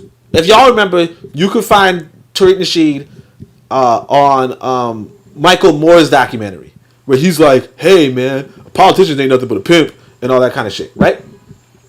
Michael Moore fell out of, like, Michael Moore is old news. He's an old bag. He's not connected to Nasheed. He used him. He ran away and he did something else, right? Then eventually, like I said, the Republicans were paying Yvette Carnell to be to push, against immigration kind of thing, right? And so Tariq Nasheed said, hey, look, like he even tells you, he says, look, they'll offer me a big bag. They'll offer me a big bag to do this other stuff. They were like, hey, can you be a tool? We'll give you some money. He was like, yeah, sure. But before that, you had the Pan-Africanism thing, which was a little more popular when Barack Obama was president. You know what I mean? Like the black nationalists, the Pan-Africanism was a little more popular when Barack Obama was president, right? But when Barack Obama stopped being president, right, or when Trump was a good option for money, he's a freaking billionaire, all that kind of stuff. That's when you have you have to change your tool. Like, you have to be a different tool. When the hammer is good for hammering, like a multi-tool. Like, you have to start being a multi-tool if you want to get if you want to keep being used. Because being used, while it's not a good thing, right, it could have its benefits. You know what I mean? Like we talk about that Zion guy, right? Him being used by that I guess a prostitute lady, right, allows him to sleep with her. You know what I mean? And just the same, her being used by him allows her to get afford her lifestyle. Afford her lifestyle. So it's like sometimes you could have a mutually beneficial use case. But regardless, about using usable, man, I ain't gonna say. But I mean, look. Yeah, every I feel like every heterosexual black man knows about being used by women. You know what I mean? Like unless you have extreme luck, unless you have extreme luck with women, you're gonna meet some woman who's going to use you. Like you have to. Yeah, because I think I'll admit one of the troubles that I had was I kind of all right. I'll say it this way: my parents, all right. So my mother was in college when she had to drop out because she was pregnant with me. Now I was her third kid, but even so, because she dropped out. Now she did get actually a pretty decent job in retrospect, but because she dropped out, I kind of felt. I don't know why, but you kind of feel a little guilty, if you're a baby and you impact your mother in a way that is socially negative, right? So I kind of made it a point to not really, because my mother and my father were high school crushes kind of thing. So I made it a point to not really date in high school. And then even in college, I was like, let me just graduate. Let me focus on graduating. Let me not distract myself with women. And so in college, even then, I think I graduated in 3 years. Not to say that's because I didn't date anybody, but I was really I was also cheap. So I was like, I'm going to take extra classes, and I worked it out so that I could graduate in 3 years, right? But the point is that I also didn't have any women to distract me. Now, granted, in grad school, I think I did get some women to distract me. Oh, man, it's sucky. And I think I did not complete diet school. Not for that reason, obviously. I actually didn't complete it because I got distracted with politics, the Freedom Party. But, Ultimate Maddox, actually. But it is what it is. But my point is that, I feel like, because I was exposed to women a little bit, exposed to, the intimacy of women a little bit later. So, I was a grown damn man getting fooled by people with much more experience. You know what I mean? Women using you, when you get used as an adult, though, you kind of pick up on it.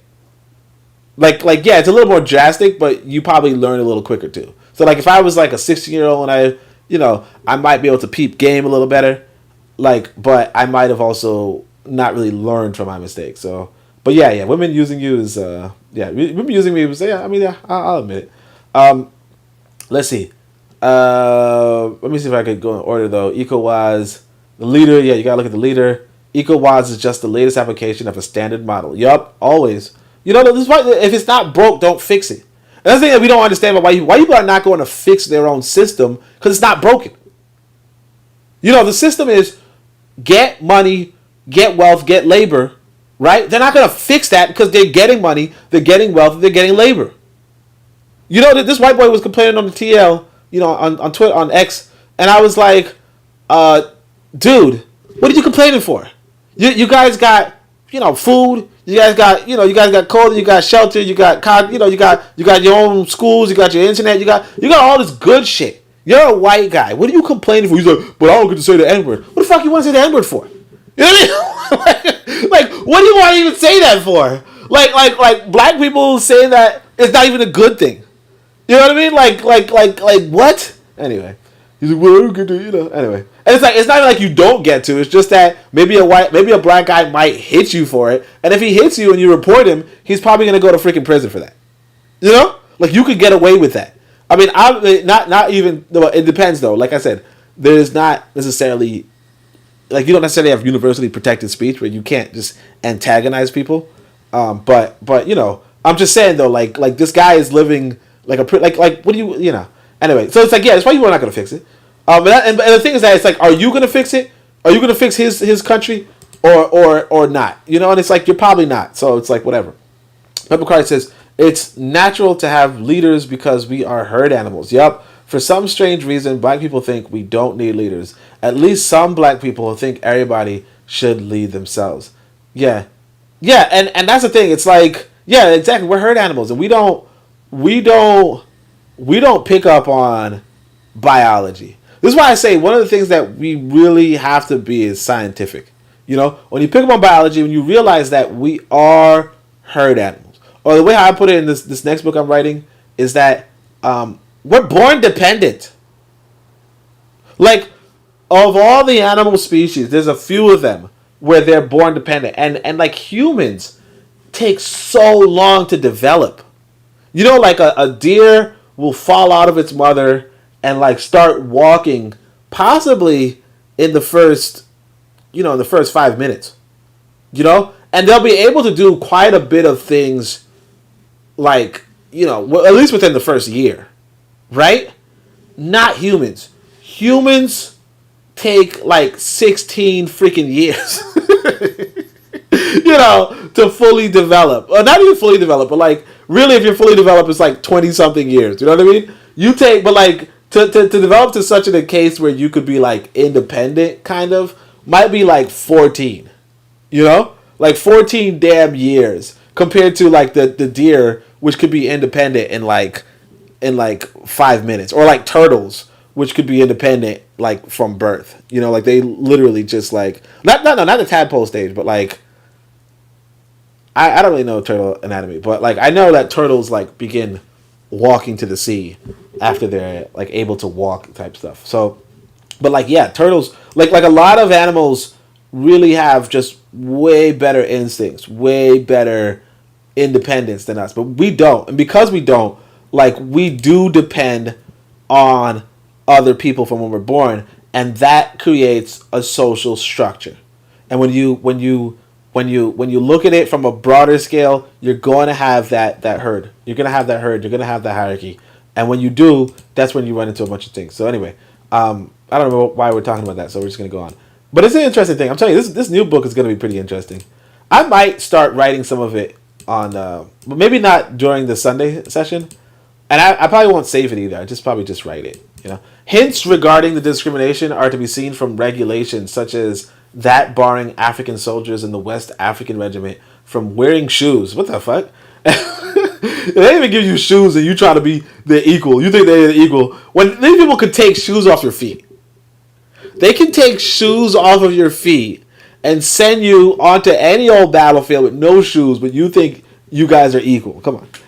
Hints regarding the discrimination to be seen from regulations such as barring African soldiers in West Africa from wearing shoes from the fact that they were actually race riots in the European campaigns, just as black troops fighting for the USA continued to riot right up to the Vietnam campaign. A number of Africans served as colonial soldiers because they mistakenly hoped that the army would be an avenue for displaying the courage and dignity of Africa. That's us. You didn't even have to say. You could have left it blank. So the number of blank. So the colonial soldiers. This could have been a fill in the blank. Like, why would you? A number of blank served as colonial soldiers because they mistakenly hoped that the army would be an avenue for displaying the courage and dignity of blank. Fill in the blank. Who? What people think that you dying for another people will make you seem courageous and dignified? Makes you seem dumb. Like that Nancy guy. he's like, I can't sit by anymore. I'm gonna sign up for the Ukrainian war. Now, if he said, look, I'm gonna sign up for Niger, sign up for Mali, sign up for Burkina Faso, motherfucker said sign up for Ukraine. Damn enemy, man. All right, and perhaps in the process, even earning the freedom of the continent by making the Europeans pleased and grateful. You know, like, you just gotta fill in the blank. Although the Japanese could probably freaking fill out that too. That today, right? That hope was without foundation from the outset because the colonialists were viciously using African soldiers as pawns to preserve colonialism and capitalism in general. A very striking instance of the above fact was provided when John Chilibwe led an African nationalist uprising in Nyasaland, now Malawi, in 1915. Nyasaland was then a British colony, and although the British were fighting the Germans in East Africa at the time, they immediately dispatched a column of the KAR to contend against Chilibwe. Furthermore, before the KR arrived, there was the German lieutenant who organized resistance to Nyasaland white settlers against Chilibwe's bid for freedom. In light of that evidence, one writer commented, while their countrymen in Europe fought the bloodiest war known in Africa, Europeans were instinctively white men first, and German and Britain second, for John Chilibwe was part of something that in the end would swamp all of their colonial dreams. Yeah, of course. But of course the white man's white men first. No, again, obviously, I think that I would say Europeans do actually put Germany and Britain first, but again, you're not German. You know what I mean? So it's like even if you looked at it from a national point of view, if you said, "Hey, look, it's Malawi, Germany, and Britain," even from a nationalist point of view, they're gonna say, "Let's suppress Malawi." Now you could say, "Oh, it's because Malawi's black," but also, like, why the fuck would they're fighting? They're fighting Germany. They're fighting Britain. They're fighting France. They're fighting any freaking person that's coming up. Why would they not fight you? Oh, we're fighting, so we gotta let Malawi grow. Like, and again, I think it's really good for Chilibwe to stand up. Like, he should, but I don't think that we should interpret it as, it's because, you know, so like, just understand that, because it's not saying that it's not. I mean, obviously, I think that, you know, obviously race is a big factor in human societies. But what I'm saying is, yeah, like the white man's he's supposed to, you know, and think of it this way, if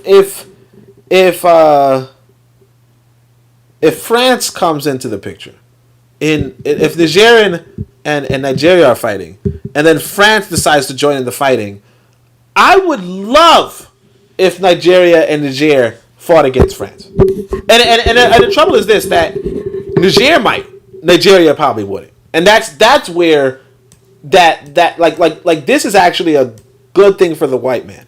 So that he's like, look, we're fighting, but, you know what I mean?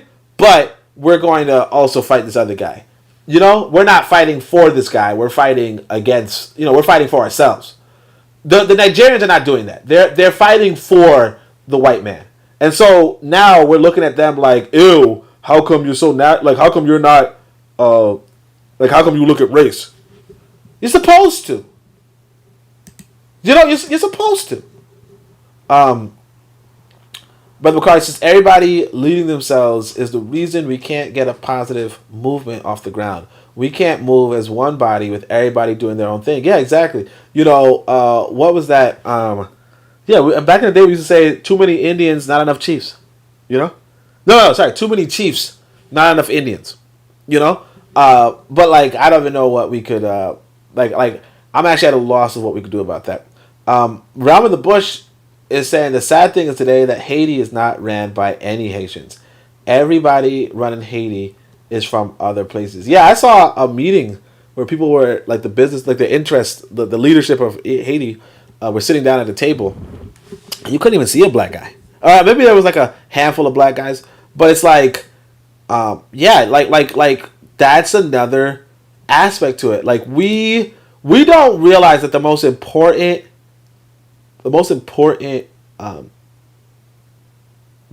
thing is the leadership. You know, like you say to yourself, like even look at my example, right? I have a son. Like I said, children are born dependent. Therefore, they're born as followers. Therefore, they're born with leaders, right? My son could have stayed with me. He could have stayed with his mother. He could have stayed with his grandmother. He could have stayed with his grandfather. He could have stayed with his neighbor. He could have stayed with the adoption agency. He could have stayed at the orphanage. He could have stayed at this. He could have stayed at that. He could have stayed at that. He could have stayed. He could have stayed with you. He could have stayed with anybody. My son is my son. He's my genetics, whatever. Who he stayed with, who was his leader, has the greatest impact on his character right now. So like right now, my son's a free thinker, free living, that kind of thing. Kind of destroys shit, but still, right? Free guy. That would not necessarily be the case if he had a different leadership. Like for instance, if he was in the public school system, he might be better behaved. I'm not gonna hold you guys. Might be better behaved. Might be better spoken too. Might have a wider range of interest. Well, not a wider range. Oh yeah, maybe a wider range of interest. Because like basically, generally, if you're in a like homeschooling, might have its limitations, particularly the way I'm doing it. But either way, but what I'm saying is that has an impact. So your leadership is really, really important. And one of the troubles that we have as a people, and this is something I peeped a long time ago, and Rebel Bush talks about this, and she actually does things against this, right? Like she tries to help this problem. But one of the problems that we have is so many of our kids are going to the public school system. So many of our kids are going to the public school system, and what the public school system does, I want you to understand this. What the public school system does is it teaches you to, I want to say how to say this the most easy way possible. It teaches you to, I'll say bend, whatever, to bend to white leadership. That white teacher, she's your leader. The white principal, that shows you the hierarchy status, he's your leader. In the schools, you learn about the president, the leader of the country. You learn to listen to the police officers, the leader of the community. You learn about the mayor, the leader of the city. You learn so on and so forth. All it's doing is telling you, hey, these are your leaders. This is your leader, this is your leader, this is your leader, this is your leader. And when you look at it, it's a white person, a white person, a white person, a white person, a white person, a white person. Now, granted, you can go to a school where it's a black person, black principal and all that kind of stuff. But then you find the superintendent, who's a white guy, all that kind of stuff. Because I remember this. I remember from my elementary school days, we were like, oh, here's the principal, and it was a white guy, and it's like, oh no, it was a white woman, right? And then they were like, oh, and for some reason, like we were taught to like her, she did the electric slide, one day, and all the black people were like, yeah, she's doing electric slide with them, she's so good, she's dancing with us, she's one of us, and eventually she went on to become like a superintendent or something, right? Or something along those lines, right? And we all talked about it, and we were like, oh, blah, blah, we miss you, all that kind of stuff. But my point being that there's white people. And majority of the teachers are white women. And majority of the principals are white men. And sure, you have your black woman teachers now and your black male principals occasionally. But overall, your superintendent, like when it comes down to it, your governor and this, that, and so forth. And then you climb up the ladder, and who's the president? Who's the leader of everything? Some white guy. This time it's a freaking geriatric idiot, but it is what it is. Anyways, but freaking this guy Biden, and he didn't even beat him and pay the stupid fucking bills, man. Pay the stupid debt. Sorry, that I accrued. Anyway, so the African continent and the African people were used by the colonialists in some curious ways to advance their military strengths and techniques. By chance, North Africa and the Sahara became available as a laboratory for the evolution of techniques of armored warfare. What? In a period when Rommel and Montgomery battled for superiority, and by design, Ethiopians were used as guinea pigs upon whom the Italian fascists experimented with poison gas. And again, like I don't like when we're just taking credit for things. Oh, we were the experiments for poison gas. Like that's not a good thing. Anyway, this followed their brazen invasion in 1935 of the small portion of Africa which still clung to some form of political independence. At that time, the Italians argued that it was absolutely essential that the fruits of colonialism be open to Italy in order to take its place in the sun. Significantly enough, both Britain and France had already seen so much of the sun and products of Africa that they found it difficult to refute Italy's claims. Britain and France ruled over the greater part of colonial Africa, and they also had the largest empires in other parts of the world. The whole existence and development of capitalism in Britain and France between 1885 and 1960 was bound up with colonization, and Africa played a major role. African colonies meant surplus appropriated on a grand scale. They led to innovations and forward leaps in technology and the organization of capitalist enterprise, and they buttressed the capitalist system at home and abroad with fighting men. Sometimes it appeared that these two principal colonial powers reaped so many colonial benefits that they suffered from too much of a good thing.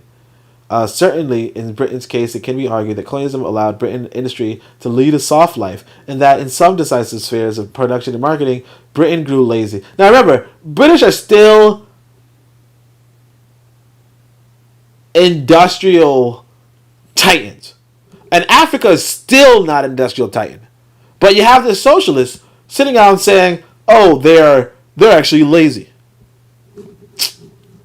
Industrial plants installed in the 19th century was not renovated or replaced, and little dynamicism was put into selling new lines of goods. So when they were dominating the market, if you will, using his language, when they were dominating and when they were, innovative and all that stuff. Well, not innovative. I don't want to use the compliments, but you get what I'm saying. When they were in multiple whatever, it was, oh man, they were dominating and expanding, and they're bad. And then now when they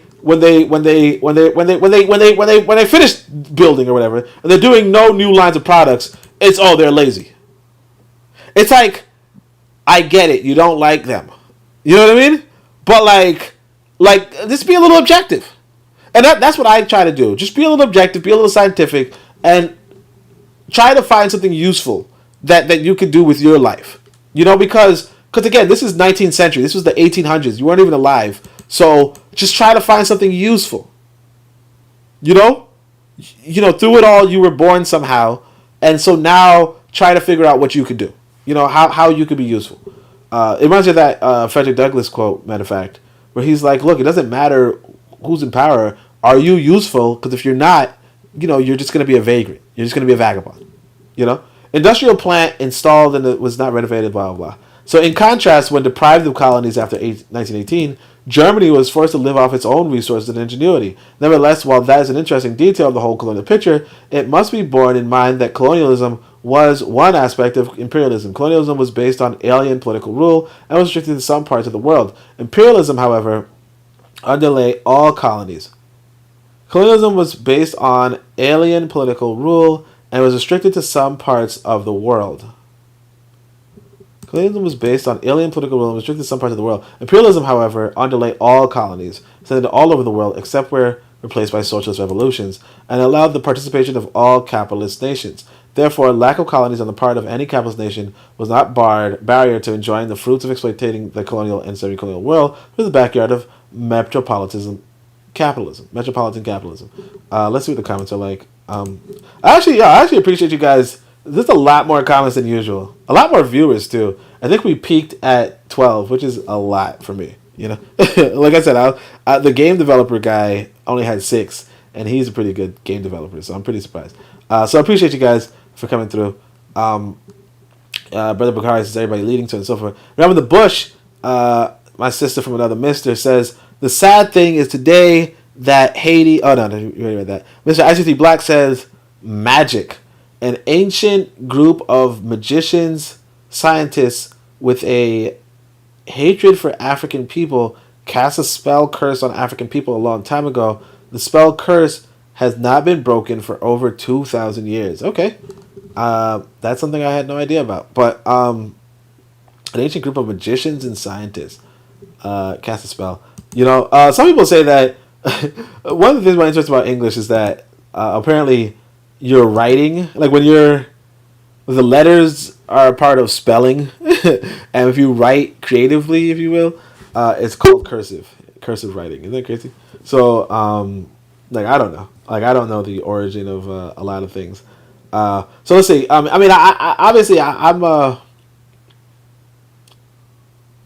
kind of subscribe to materialism, for what it's worth.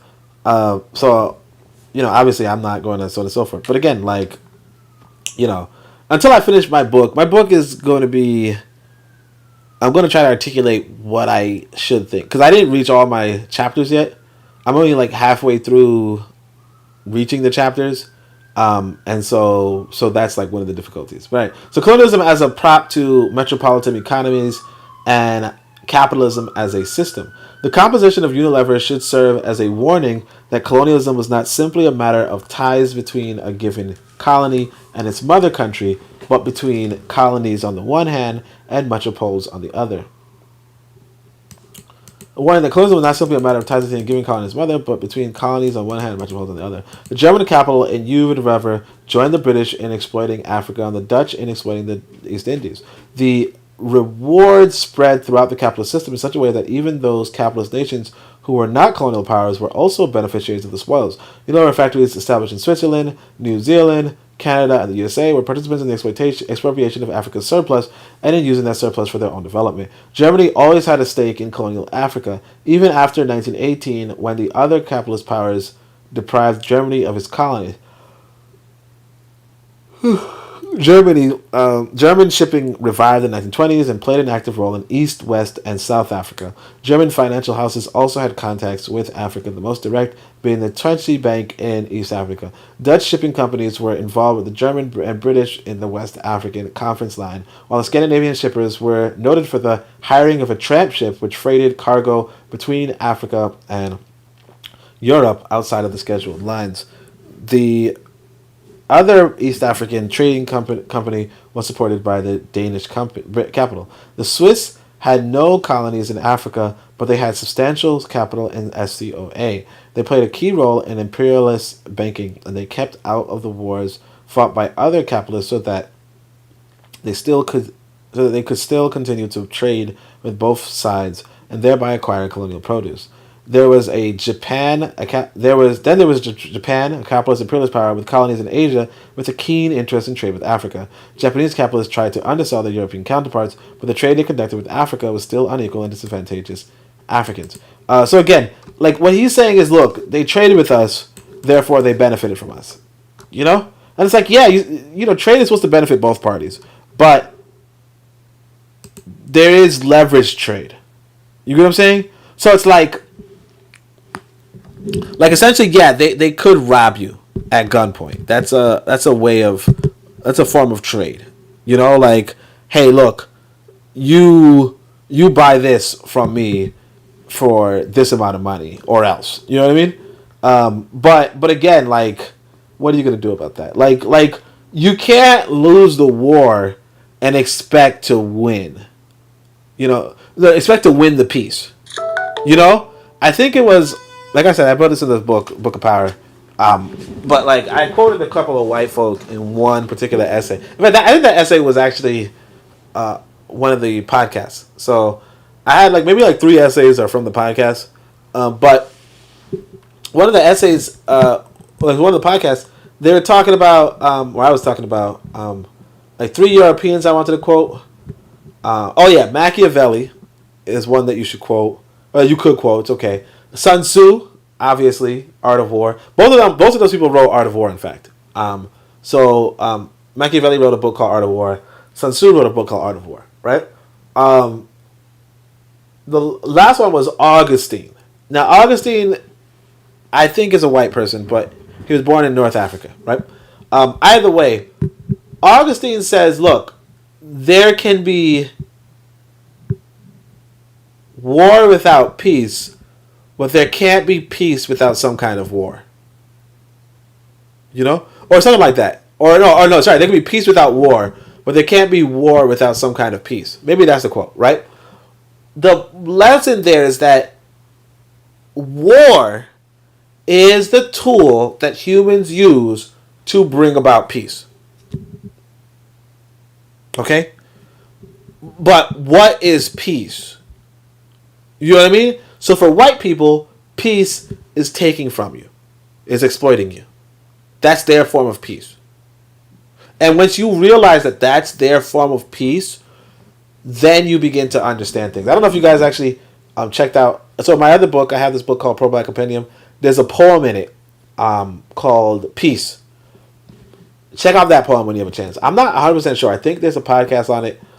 I think it's even available in the free version. I'm not 100% sure. But, because again, it's like I've been doing this for so long. But Check out the podcast. We have not made that much progress, which is crazy. It's just crazy. Like this reading is actually super slow. Well, I feel like I read more than 10 pages, but I guess I didn't. To fully understand the colonial period, it's necessary to think terms of the economic partition of Africa. Unlike the political partition of the 19th century, the economic partition had no fixed or visible boundaries. Hold on a second. Sometimes you gotta remember if you're unlike the political partition of the 19th century, the economic partition had no fixed or visible boundaries. It consists of the proportion in which the capitalist powers divided up among themselves the monetary and non-monetary gains from Africa. For instance, Portugal had 2 large political colonies in southern Africa, but economically, Mozambique and Angola were divided among several capitalist powers which were invited by the Portuguese government. Because I'm just thinking, I know I have my son, I have to think of my son. It consisted of the portion in which capitalist powers divided up among themselves the monetary and non-monetary gains from Africa. For instance, Portugal had 2 large political colonies in southern Africa, but economically Mozambique and Angola were divided among several capitalist powers, which were invited by the Portuguese government because Portugal's capitalists were too weak to handle those vast territories. Congo and South Africa had their own special arrangements of economic partition, but both of them being valuable territories. At first, Congo was designated as the Congo Free State under King Leopold of Belgium. That meant it had to be a free trade zone and area open to investment by capitalists of all nationalities. In practice, Leopold used administrative devices to monopolize the wealth of the Congo, and that was one of the principal reasons why the international capitalist community moved against Leopold in 1908. That's pretty interesting. So again, like, I might not really enjoy this kind of book, but the reason why I would enjoy this book is just for these kind of passages. Not that I would enjoy it, but the reason why I would read it is just for passages like this. Because one of the things that we learn about, and I don't want to keep stopping so much, but one of the things we learn about Leopold is that people say Leopold was so bad that even other Europeans condemned him. But now we're seeing, did they really condemn him because he was abusing African people? Or was that just a part, that was just a little rationale on top of the fact that he was monopolizing the wealth? You see what I'm saying? When Belgium took over the administration of the Congo, it also ensured that most of the surplus and other benefits should accrue to Belgium. However, non-Belgian capitalist interests were able to penetrate via investment in mining, and as the colonial period advanced, the British, French, and Americans cut bigger pieces of the Congo cake. For a long while, South Africa was the most important raw material reservoir for the whole of imperialism. So these are the two, by the way, Congo and South Africa are the 2 most materially rich countries in Africa. I'm not sure, but I think that's the case. So for a long while, South Africa was the most important raw material reservoir for the whole of imperialism. Britain was a European power which had already been entrenched in South Africa many years. By the time that gold and diamonds were discovered in the 19th century, on the eve of the scramble, Britain had to come to terms with the Boer settlers whose livelihoods then came primarily from the land and whose main interest was to see the exploitation and domination of the African population, other groups of non-white immigrants. Now again, is that their main interest? Who knows, but whatever. Like, it might be the resources, but whatever. Therefore, the economic and political partition of Africa gave Britain the lion's share of mineral wealth, while the Boers retained the political power necessary to institutionalize white racism. As capitalists and other nationalities entered into the relation with South Africa, though, investment and trade, those capitalists agreed and strengthened the racist, fascist social relations of South Africa. Economic partition and repartition of Africa was going on all the time because the proportion of the spoils that went to different capitalist countries kept changing. Special mention must be made of the USA because its share of the benefit from Africa was constantly increasing throughout the colonial period. Now, I like this word repartition because you guys heard I nearly said repatriation. So I'm thinking I'm actually going to write this word down. Oh shit, I can't even write it down. Let me see if I can. I'm going to see if I can text it to myself. But I'm going to write this word down because I think the idea of repartition, repatriation, and reparation, right? They're all like such close words, and there are different philosophies that I think that they each have their own merit, and I think it would be nice to analyze the 3. All right, so as time went on, the USA got an even bigger slice of unequal trade between the metropoles in colonial Africa. The share of the USA in Africa's trade rose from just over $28 million in 1913 to $150 million in 1932 to $1,200 million in 1948, at which figure, where is this? Which figure it reached, it represented nearly 15% of Africa's foreign trade. The share of USA in West Africa's trade rose from $38 million in 1938 to $163 million in 1946 to $517 million by 1954. However, it was South Africa which was America's best trading partner in Africa, supplying the USA with gold, diamonds, manganese, and other minerals and buying heavy machinery in return. Apart from direct, and again, they want the machinery. Apart from direct USA, and again, they were led by white people at this time. Apart from direct USA-South Africa trade, most of Africa's gold was resold in London to American buyers. This is most Gold Coast and Nigerian cocoa was resold to USA. Intercontinental trade brought out a need for shipping services, and Africa did not leave those in the hands of capitalists or other nations. James Farrell, president of the United States Steel Export Company, acquired a shipping line to Africa because of his belief in the future of the Dark Continent. Officials of the UAC has said exactly the same thing, and it's obvious that, like them, Farrell meant the bright future of metropolitan capitalism exploiting Africa. It is always best when these individuals speak for themselves. Vice Admiral Cochrane of the United States Navy was a great admirer of Farrell's shipping lines. In 1959, he wrote an introduction to a study of Farrell's operations in Africa, in which he said, "We read of stiff international competition to assure the supply of strategic materials for our current industrial military economy." Industrial military complex, right? Farrell Lines is making American maritime history. It is demonstrating clearly and emphatically that ships wearing the flag of a nation do in fact stimulate the commerce of that nation, demonstrating the value of American flag ocean commerce to the health and wealth of the United States. U.S. capitalists did not confine themselves to the mere trade with Africa, but they also acquired considerable assets within colonies. It is common knowledge that Liberia was an American colony in everything but name. The USA supposedly aided the Liberian government with loans, but used the opportunity to take over Liberians' custom revenues, to plunder thousands of square miles of Liberian land, and generally to dictate to the weak government of Liberia. The main investment in Liberia was undertaken by Firestone Rubber Company. Now again, this is the company that pretty much stopped Garveyism in its tracks. You know, Firestone made such huge profits from. Oh, and Du Bois helped them. So Du Bois is a legendary black socialist, and he helped Liberia in sabotaging Garvey. It's a freaking traitor, man. So Firestone made such huge profits from Liberian rubber that it was subject of a book. It was the subject of a book sponsored by American capitalists to show how well American business flourished overseas. And again, they're supposed if you engage in business, just to profit. Like, I don't know. But, I mean, obviously, what they're doing, like, when they're harming people, that's what you don't want to do. But, of course, they're not your friends. So, like, what do you want them to do? Between 1940 and 1965, Firestone took $160 million worth of rubber out of Liberia, which in return, the Liberian government received $8 million. In earlier years, the percentage of the value that went to the Liberian government was much smaller, but at the best of times, the average net profit made by Firestone was 3 times the Liberian revenue. Yeah. So let's see what this says. Mr. IC3 Black says, are you guys seeing the comments on the screen? Let me see. I don't think you are. What's going on? Maybe you are. I don't know. Let me see something. Hold on a second. Let me type something. Let me just see if you guys are seeing this comments while I'm typing. All right. So anyway, Mr. IC3 Black says, you see what I'm saying? I updated this thing again, and it looks like it screwed up my comments again. Freaking, oh man, I just can't stand this shit, man. Alright, so Mr. ICT Black says, magic. One cannot use logic and reasoning to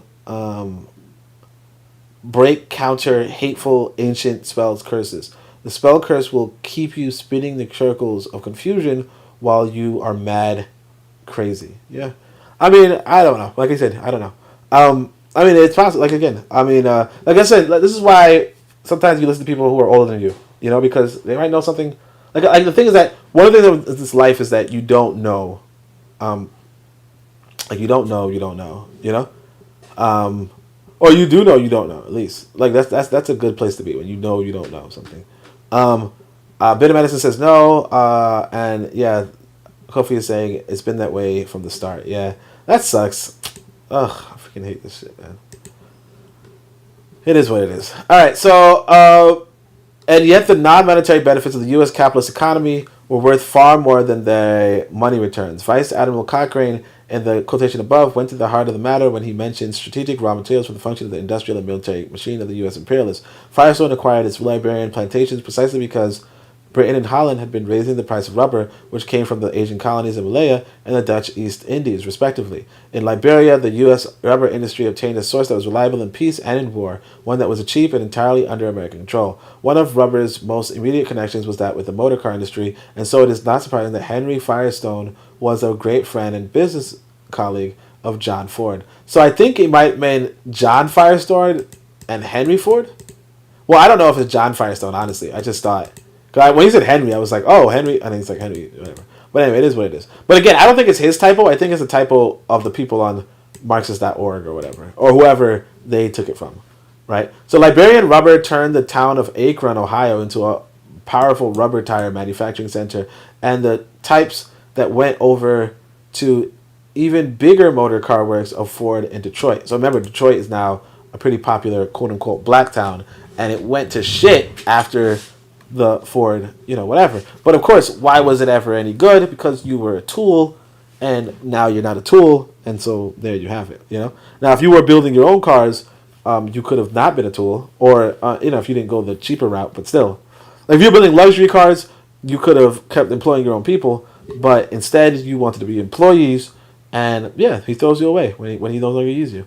American investment in Africa during the last 15 years of colonialism was in some ways at the expense of actual colonizing powers, and yet ultimately it was the interest of Western European capitalism. The paradox is explained by noting that the USA had become the world's leading capitalist imperialist power by the outbreak of the Second World War. It possessed the colonies of Puerto Rico and the Philippines, but much more important were its imperialistic investments throughout Latin America and to a lesser extent in Asia and Africa. America's foreign investment in the 1930s drew slightly ahead of those of Britain, which were a long way ahead of the imperialist outlay of France, Germany, and Japan. 1939 to 45 war tremendously accelerated the changeover in America's favor. Europe suffered staggering losses, but no battles were fought on American soil, and so its productive capacity expanded. Therefore, after 1945, U.S. capital moved into Africa, Asia, and Europe itself with new aggressiveness and confidence due to the fact that other capitalist competitors were still lying on the ground. In 1949, both British and French bankers had no choice but to invite an American financier into the African continent, for the French and Britain had insufficient capital for their own. Now again, we say you could just print money, and it's like, no, you really can't, but at the same time, they do. The Americans do, because it's like, I don't know if they do in a sense, but it seems like it, you know what I mean? The U.S. controlled the international bank. Like they seem like they do it without consequence. But like part of the reason why they have no consequences because, like they're not. You know what I'm saying? But like eventually, like it might catch up with them. Like it can catch up with them. I'll say it that way. The U.S. controlled the International Bank for Reconstruction and Development, became an important vehicle for American influence in Africa and one of the tools for the economic repartition of the continent. Research by Dr. Nkrumah revealed the direct private investment by Americans in Africa increased between 1945 and 1948 from $110 million to $789 million. But of course, you're not going to profit without wanting profit, much of it drawn from profits, right? Like you're not going to invest without getting profit. Officials estimate profits made by U.S. companies from 1946 to 1959 in Africa are a part of $1 billion. $million. In considering the question of economic partition, what is relevant is the rate of growth of U.S. investments and profits compared to those Britain, France, Belgium. For instance, the American investment in 1951 was $313 million, which is nearly 3 times that it was 5 years earlier. In the subsequent 5 years, the investment went up 2.5 times. Meanwhile, Britain and French investment increased much more slowly. However, while the USA was edging the other colonialists, they all stood to gain from the advances made within the North American capitalist economy in terms of science, technology, organization, and military power. And of course, that's the whole point, And that's what I'm saying. You don't have science for science sake or technology for technology's sake or organization and military for military's sake. You have this so that you could profit more. As pointed out earlier, when an African colony contributed to European metallurgical industry or electrical industry, that contribution passed on into other aspects of the society because the sectors concerned were playing leading roles within the capitalist economy. Similarly, the USA was a geographical area that was at the forefront of capitalist development. For instance, its technological know-how passed into Western European hands by way of a series of legal devices such as patents, legal. Furthermore, because the USA was by then the world's leading capitalist state, it also had to assume active responsibility for maintaining the capitalist imperialist structure and all economic, political, and military aspects. After the war, the USA moved into Western Europe and Japan, both to establish its own stranglehold at the same time to give blood transfusions to capitalism in those areas. A lot of the blood was definitely African. It is not just the America made relatively small profits out of Africa in the 19th century and the early 20th century, but above all, it may be recalled that North America was that part of the European capitalist system which had been the most direct beneficiary of the massacre of the Red Indians and the enslavement of Africans. The continued exploitation of African people within its own boundaries in the Caribbean and Latin America must also be cited as evidence against U.S. monster imperialism. USA was a worthy successor to Britain as the leading force and policeman of the imperialist colonialist world from the 1945 onwards. Yep. America's the big bad. That's not, I want people to understand that. America's the big bad. Under the Marshall Plan, by which U.S. capitalism aided Western European capitalism after the last war, it was announced that American experts were exploring America from end to end for agriculture and middle wealth, especially the latter. Marshall Plan money, though the Economic Commission for Africa went to firms like the Mines de Zelidja, which mined lead and zinc in North Africa. At the same time, the money allowed Americans to buy controlling shares in the company. Thus, in 1945, Morgan of the USA shared with Rothschild of Europe most of the net profit of 1,250 million old francs, $8.6 million, made by the Mines de Zelidja in that year.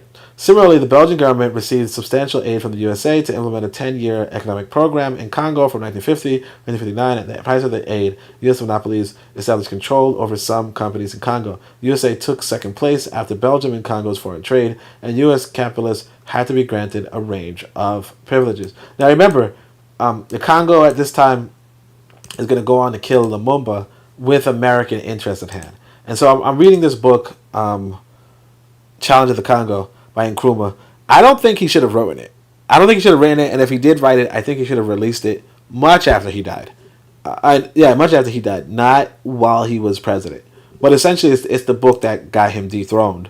But it also describes, how much money is inside of the Congo, and how pretty much the Americans in them, the Americans, the British, and the Belgian, pretty much assassinated Congo and then gave it to a malicious, power-hungry dictator. So the paradox continued, whereby the U.S. capitalists intruded and elbowed out French, Britain, and Belgian capitalists in colonial Africa, while proving the funds without which the Western European nations could not have revived and could not have increased the exploitation of Africa, which is what they did in the periods of 1945 to 1960. Over the last decades of colonialism, colonial possessions served capitalism as a safety valve in times of crisis. The first major occasion which was displayed was during the Great Economic Depression of 1929 to 1934. During the period, forced labor was increased in Africa and the price paid to Africans for their crafts were reduced. Workers were paid less and imported goods cost a great deal more. There was a time when workers in the metropolitan countries also suffered terribly, but the colonialists did their best they could to transfer the burdens of the depression away from Europe and on to the colonies. The Great Economic Depression did not affect the Soviet Union, where socialism caused great development. Look at this guy; he's just gonna. And I like USSR. I like the Soviet Union. For a white country, I like them too. But this guy's just gonna you already know what he's gonna do. You know what I mean? You already know. Right? It's like that song, like Dick riding Obama, it's like, come on. All right. The Great Economic Depression did not affect the Soviet Union, where socialism caused great development, but the slump spread from one end of the capitalist system to the other. It was a product of the irrationality of the capitalist mode of production. The search for profits caused production to run ahead of people's capacity to purchase, and ultimately both production and employment had to be drastically reduced. Africans had nothing to do with the inherent shortcomings of capitalism, but when Europeans were in a mess, they had no scruples about intensifying the exploitation of Africa. The economic depression was not a situation from which Europeans from Britain could benefit at the expense of Sweden, or where Belgium could gain at the expense of the USA. They were all drowning, and that was the benefits of the colonies saved not only the colonizing powers, but all capitalist nations. Yeah, again, of course they're going to use you. Like the question becomes, why would Like, why would people not use their tools? And you might be like, well, we're people, we're not tools. Okay. You know, like that's what you say. But like for instance, when I go, like if I go to work with this white boy, let's say if I go to work with this white boy, he knows I'm a person, sure, but my importance to him is as a tool. Like if I start doing things contrary to what I should be doing as his tool, he's gonna get rid of me and find another. Like he doesn't care about my family. He doesn't care that I need to eat. Doesn't care that I need to get paid. He cares about having a tool. And we have to come to terms with that. And that's why I say you gotta if you're in the West and you stay in the West, just remember the white man is gonna use you as a tool. That's it. And I mean, sure, you can find ways to not be used as a tool. It's much more difficult when you're in his country, though. Like, it's much more difficult. Shout out to my brother Forecast. Like Forecast would ask these kind of questions, like, how do you get out of the system? How do you do so forth? And it's like I don't even comment, because I'm just like if you're in his country, that's what happens. If he's your leadership. And the leadership does use their followers as tools in some capacity. Now, obviously, your leadership can look at you as more than a tool. Like I said, you could get into a relationship where, you're a tool, but you're also a person. You know what I mean? Like the woman loves you even if she needs you to buy this house for her. You know what I mean? And you love this woman even though, you need her to take care of your children while you're at work or something. You know what I'm saying? Like there's still a use. But like you're not gonna get that love from these freaking hateful monsters in a sense. You know what I'm saying? You're not gonna get that love. It's like think of it like and that's what I'm saying. They look at you like an animal, but think of the animal world, the rest of the animal world, right?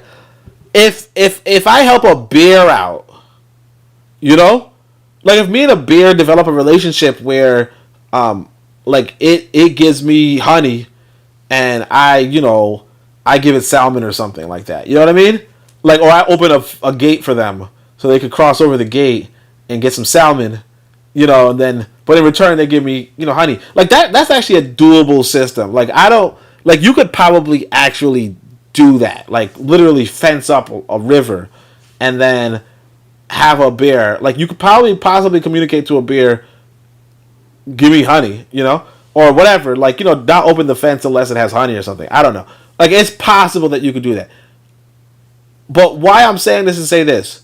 That bear will never look at you like a bear. It will never side with you against, like if there's other bears per se. You know what I mean? I mean, obviously, it probably, like, in a local situation, but, like, if the bears are doing an uprising, they're not going to necessarily side with you as a human, per se. Kind of, to a certain degree. What I'm saying is, long story short, and it's a little bit abstract, a little bit whatever, but long story short, the bear is never going to love you. It's going to only love you to the extent, or it's only going to respect you, or it's only going to tolerate you to the extent that you could open that gate. Like the moment you can no longer open the gate, it's not paying you any mind. If you're like, hey, I don't have a key to the gate, but can you still bring me honey? No! Fuck out of here, you're food. like fuck out of here, you're food, man. Like what are you thinking? Come on, like what? Anyway, that was a weird tangent, right? I should have a clips thing too, right? All right. So the second major occasion on which the colonies had to bail out the metropole was during the last World War. As noted earlier, the African people were required to make huge sacrifices and to supply vital raw material as little cost to the metropole. Africa's military importance was also decisive. Not only did Africa fight and die on various battlefields of the war, but the continent had a key strategic position. In November 1942, a third front was opened in Africa following the European and Asian front, and that front was the means to final victory. Oh my gosh, yeah, okay. Accidents of geography meant that Africa controlled communications in the Mediterranean and in the South Atlantic, and it commanded the two western entrances into the Indian Ocean. As one military analyst put it, the side that held Africa was on the way to final victory. With the aid of Africans fighting men and resources, the major colonial powers maintained control of the continent in the face of attacks by the Italians, who had only Libya, Somaliland, and briefly Ethiopia, though Germans, of course, they by then had no colonies in Africa, and they had to use what was offered by the Italians and fascists, Vichy Frenchmen. Unlike the First World War, the Second World War was not simply one between capitalist powers. The aggressor state of Italy, Germany, and Japan were fascist. You see what I'm saying? The aggressor states. The governments of Portugal, Spain, and of course, the one thing that the socialists don't like more than the capitalists are the fascists, right? Anyway, the governments of Portugal, Spain, and South Africa also subscribed to that ideology, although for opportunist reasons, both the Portuguese and the South African Boers found it more convenient to be allied with Britain, France, and USA, and the other bourgeois democracies. So the bourgeois democracies, so it's the bourgeois democracies and the fascists, right? Fascism is a deformity of capitalism. It heightens the imperialist tendency towards domination, which is inherent in capitalism, and it safeguards the principle of private property. So again, look at this though. The fascists have the least amount of colonies, but they're considered the most imperialist, right? Anyway, and it safeguards the principle of private property. Not to say that they weren't colonists, but you see, what the thing what the fascists did, or at least what Germany did, was that it was imperializing, like it was colonizing Britain and France. You know, it was colonizing Europe. Japan was colonizing Asia. And because they colonized their own, that they were fought. You know what I'm saying? But it is what it is. Right? Fascism is a deformity of capitalism. It heightens the imperialism, so on and so forth. At the same time, fascism immeasurably strengthens the institutional racism already bred by capitalism, whether it be against Jews, as in Hitler's case, or against African people, as in the ideology of Portugal, Salazar, and leaders of South Africa. And again, so everybody else has this racism for a long time. The British and the French has this racism for a long time. The Americans have this racism for a long time. They're still doing it in America, but it's like, oh, the fascists do it the worst. You know, fascism reveres the political gains of the bourgeois democratic system. There's free election. Reverses the political gains of the bourgeois democratic system, such as free elections, equality before the law, parliaments, etc. And again, where have you seen this stuff? Where have you seen it? Where? Equality before the law? Where is that? I want to know. I want to know where equality before the law is. This socialist is just riding. Anyway, it also extols authoritarianism and the reactionary union of the church with the state. In Portugal and Spain, it was the Catholic Church. In South Africa, it was the Dutch Reformed Church. Like its progenitor, capitalism, fascism is totally opposed to socialism. Fascist Germany and Italy attacked both the other capitalist states and the Soviet Union, which is still the only socialist state in the world by 1939. The defeat of fascism was therefore a victory for socialism, and at the same time, it preserved the other capitalist nations from having to take the historically retrograde step of fascism. When the last World War ended, Africa's further role was to help Europe reconstruct. Yeah, we helped them reconstruct. In that crisis, the USA played a major part, as has just been mentioned, but the colonizing nations also had a direct recourse to the colonies in spite of the shortage of capital. It is noteworthy that Europe's capitalism from the late 1940s onward. So we got a few more pages, but of course, the last few pages are not going to be real text. It's just going to tell you what books to read, I think. Onwards, recognized Africa's potential as a savior of their own war-torn economies, and they openly made statements to that effect. It was in 1946 that the Ministry of Colonies in the French cabinet was renamed the Ministry of Overseas France, and colonized Africans were euphemistically called Overseas Frenchmen. About that time, a statement from the French Ministry of Education frankly admitted that France would be only a little state of Europe without the 75 million overseas Frenchmen whose young force had revealed itself to the world in such a remarkable manner, referring to Africa's role in the war. Shortly afterward, when France prepared its 4-year plan for 1949 to 52, statements such as the following were to be encountered. And you know black people were clapping for this dumb shit. You know, they're like, oh, yes, they mentioned it. That's what we do today. Like, we're like, man, you know, they never even apologized for slavery. Shut the fuck up. You know? They never even apologized for slavery.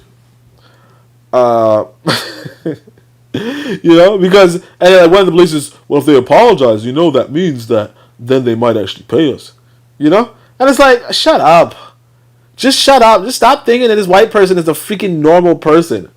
All right, Morocco will take an active part in the recovery of France by supplying manganese, cobalt, and lead ore, canned goods, and agricultural produce. At the end of the last war, both Britain and France set up agencies for the development of their colonies. In the British sphere, this was known as the Colonial Development and Welfare, while the French fund was known as FIDES. These principal functions was to provide loans, the purpose of which was to help the colonies, to help the metropoles. In other words, the crisis of post-war reconstruction required that even greater efforts should be made to maximize the resources of colonies. It was no ordinary post-war crisis which Western Europe faced in the 1940s and 50s. The bourgeoisie had to rebuild capitalist states at a time when socialism had already proved itself in the Soviet Union, and in a period where the Red Army of the Soviets had aided groups of socialists to come to power in Eastern Europe. This was the greatest challenge ever be faced by the bourgeoisie because, unlike fascism, socialism stressed in the basic capitalist principle of private ownership of the means of production. Furthermore, socialist principles were making their presence felt even in remote corners of the colonies, and the capitalists realized the necessity for cutting the colonies off from socialist thought, as well as using colonial resources to stave off what they termed the threat of communism. But of course, I'm not saying, look, if communism was a threat to capitalism, right? Then why wouldn't the capitalists invest in curtailing a threat? It's just logic. In the capitalist struggle to keep off this challenge of socialism as a competing mode of the production and the way of life, Africa played at least two key roles. Now, of course, how is Africa playing a key role? The key roles are going to be the Soviet, whatever. One being to provide for the capitalist militarists, and the other being to provide a wide range of raw materials essential for modern armament industries. The most vital of these raw materials was uranium and other radioactive substances for atomic and later nuclear weapons, including the hydrogen bomb. Almost rivaling uranium in importance was certain rare minerals like lithium from Rhodesia, needed for the special steels that went into new aircraft, rockets, tanks, guns, bombs, etc. Colonial powers already had small military establishments in each colony, and right up to the end of the colonial era, it was considered necessary to strengthen those. For instance, the 1955 French budget, there was a special vote of 6 billion francs, $16.8 million, for the improvement of military installations in the colonies, notably for strategic bases in Dakar and Djibouti. Sometime previously, the Belgians had completed a huge air base near Kamina in the Congo.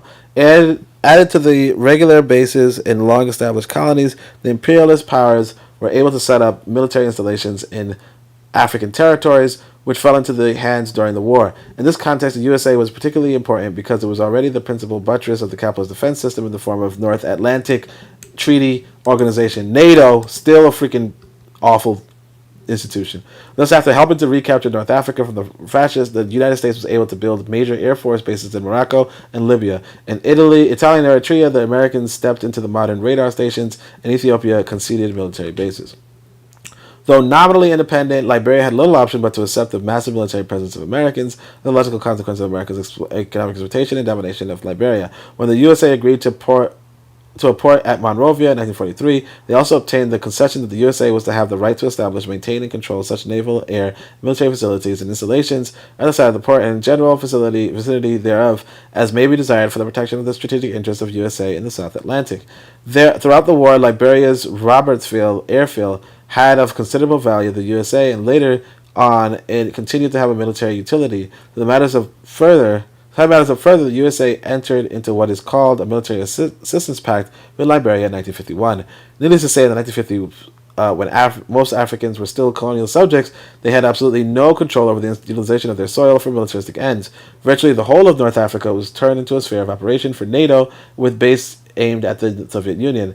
They could easily have become involved in nuclear war without African people having any knowledge of the matter. The colonial powers actually held military conferences in African cities like Dakar and Nairobi in the early 1950s, inviting the whites of South Africa and Rhodesia and the government of USA. Time and time again, the evidence pointed to the cynical use of Africa to buttress capitalism economically and militarily, and therefore, in effect, forcing Africa to contribute to its own exploitation.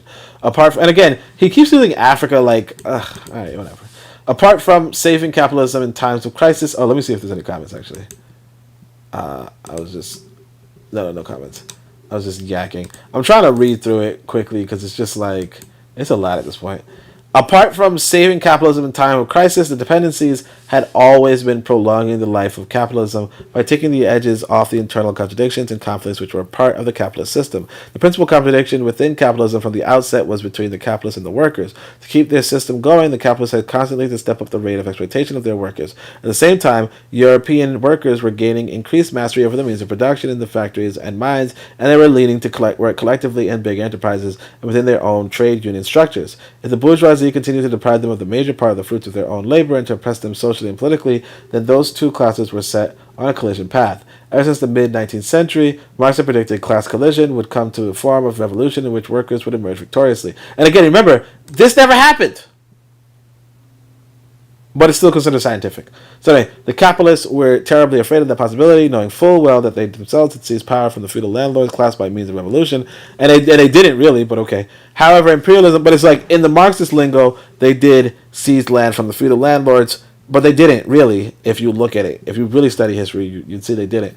But anyway, however, imperialism introduced a new factor into the situation, one that deferred the confrontation between workers and capitalists in the metropoles. Only in Russia was there a workers' revolution, and Russia was on the fringe of Europe rather than being one of the metropolitan capitalist centers. The very fact highlighted how much capitalism in places like Britain, France, and Germany had been stabilized by exploiting the colonies and other semi-colonies such as Latin America, where states were independent in name only.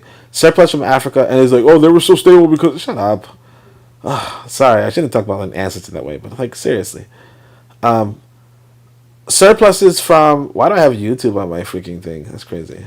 That's crazy. Do I have a YouTube app? That's crazy.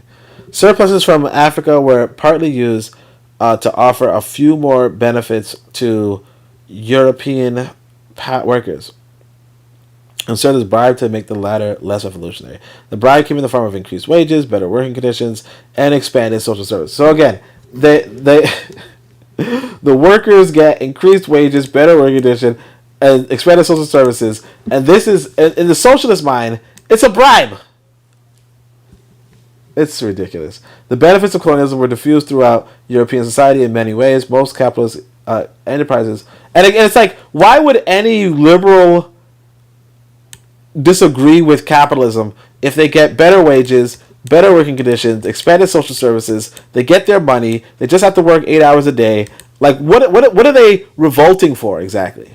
And like, why are you trying to convince them to complain about this? Like I said, if it's not broke, why fix it? The benefits of, and this is one of the issues that we have when we talk about African Americans too. It's like African Americans are considered the most highly paid black demographic on the planet. You know, so why are we trying to get them to I don't know, whatever we're trying to get them to do? You know, like destroy the country, dismantle the system, which is something that the communists say all the time. Most capitalist enterprises offered consumer goods which were mass produced at low prices. Therefore, the European housewife got some relief. Like, what? For instance, instant coffee brought the beverage within the reach of the ordinary worker. Meanwhile, the capitalist still made his fortune by ensuring that the Ivory Coast or Colombian grower got no price increases. In that way, colonialism was serving all classes and sectors of Western Europe and other capitalist metropoles. Again, this is the third world Maoism. European workers, again, all the revolutions happened in the third world, right? All the social revolutions happened in the third world.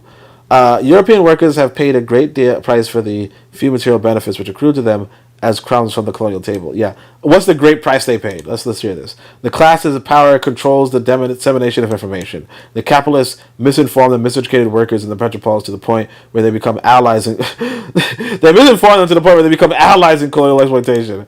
Yeah, like the white proletariat are really... What does he call these? This is a great price that they're now allies of their own people. This freaking like it's almost like it's almost its own religion, honestly. You know, yeah. You know what? That's my next chapter, by the way. I think that's a chapter. I think that's my chapter title. Like, I have subtitles for my chapters. I'm gonna write this down because I thought about it, but then, you know, sometimes when you're writing, you think about something. You think about something and then you don't write it down and then you forget it. And so this came back to me. I'm going to say it this way. I'm going to bite off of the capitalists, honestly. So one of my chapters is called Be Scientific. And so when I say be scientific, I then explain it in like a sentence.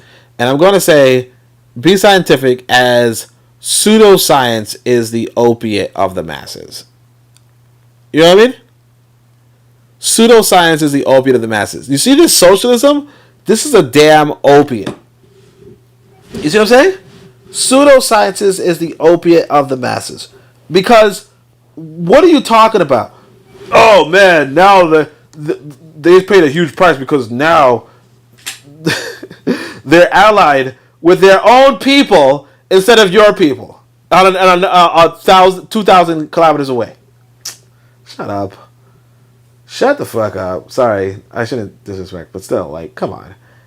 In accepting to be led like sheep, European workers were perpetuating their own enslavement to the capitalists. And like, yeah, European workers are definitely slaves, right? They ceased to seek political power, and content themselves with bargaining for small wage increases, which were usually counterbalanced by increased cost of living. They ceased to be creative and allowed bourgeois cultural decadence to overtake them all. They failed to exercise any independent judgment on the great issues of war and peace, and therefore ended up slaughtering not only colonial people, but also themselves. Oh no, right?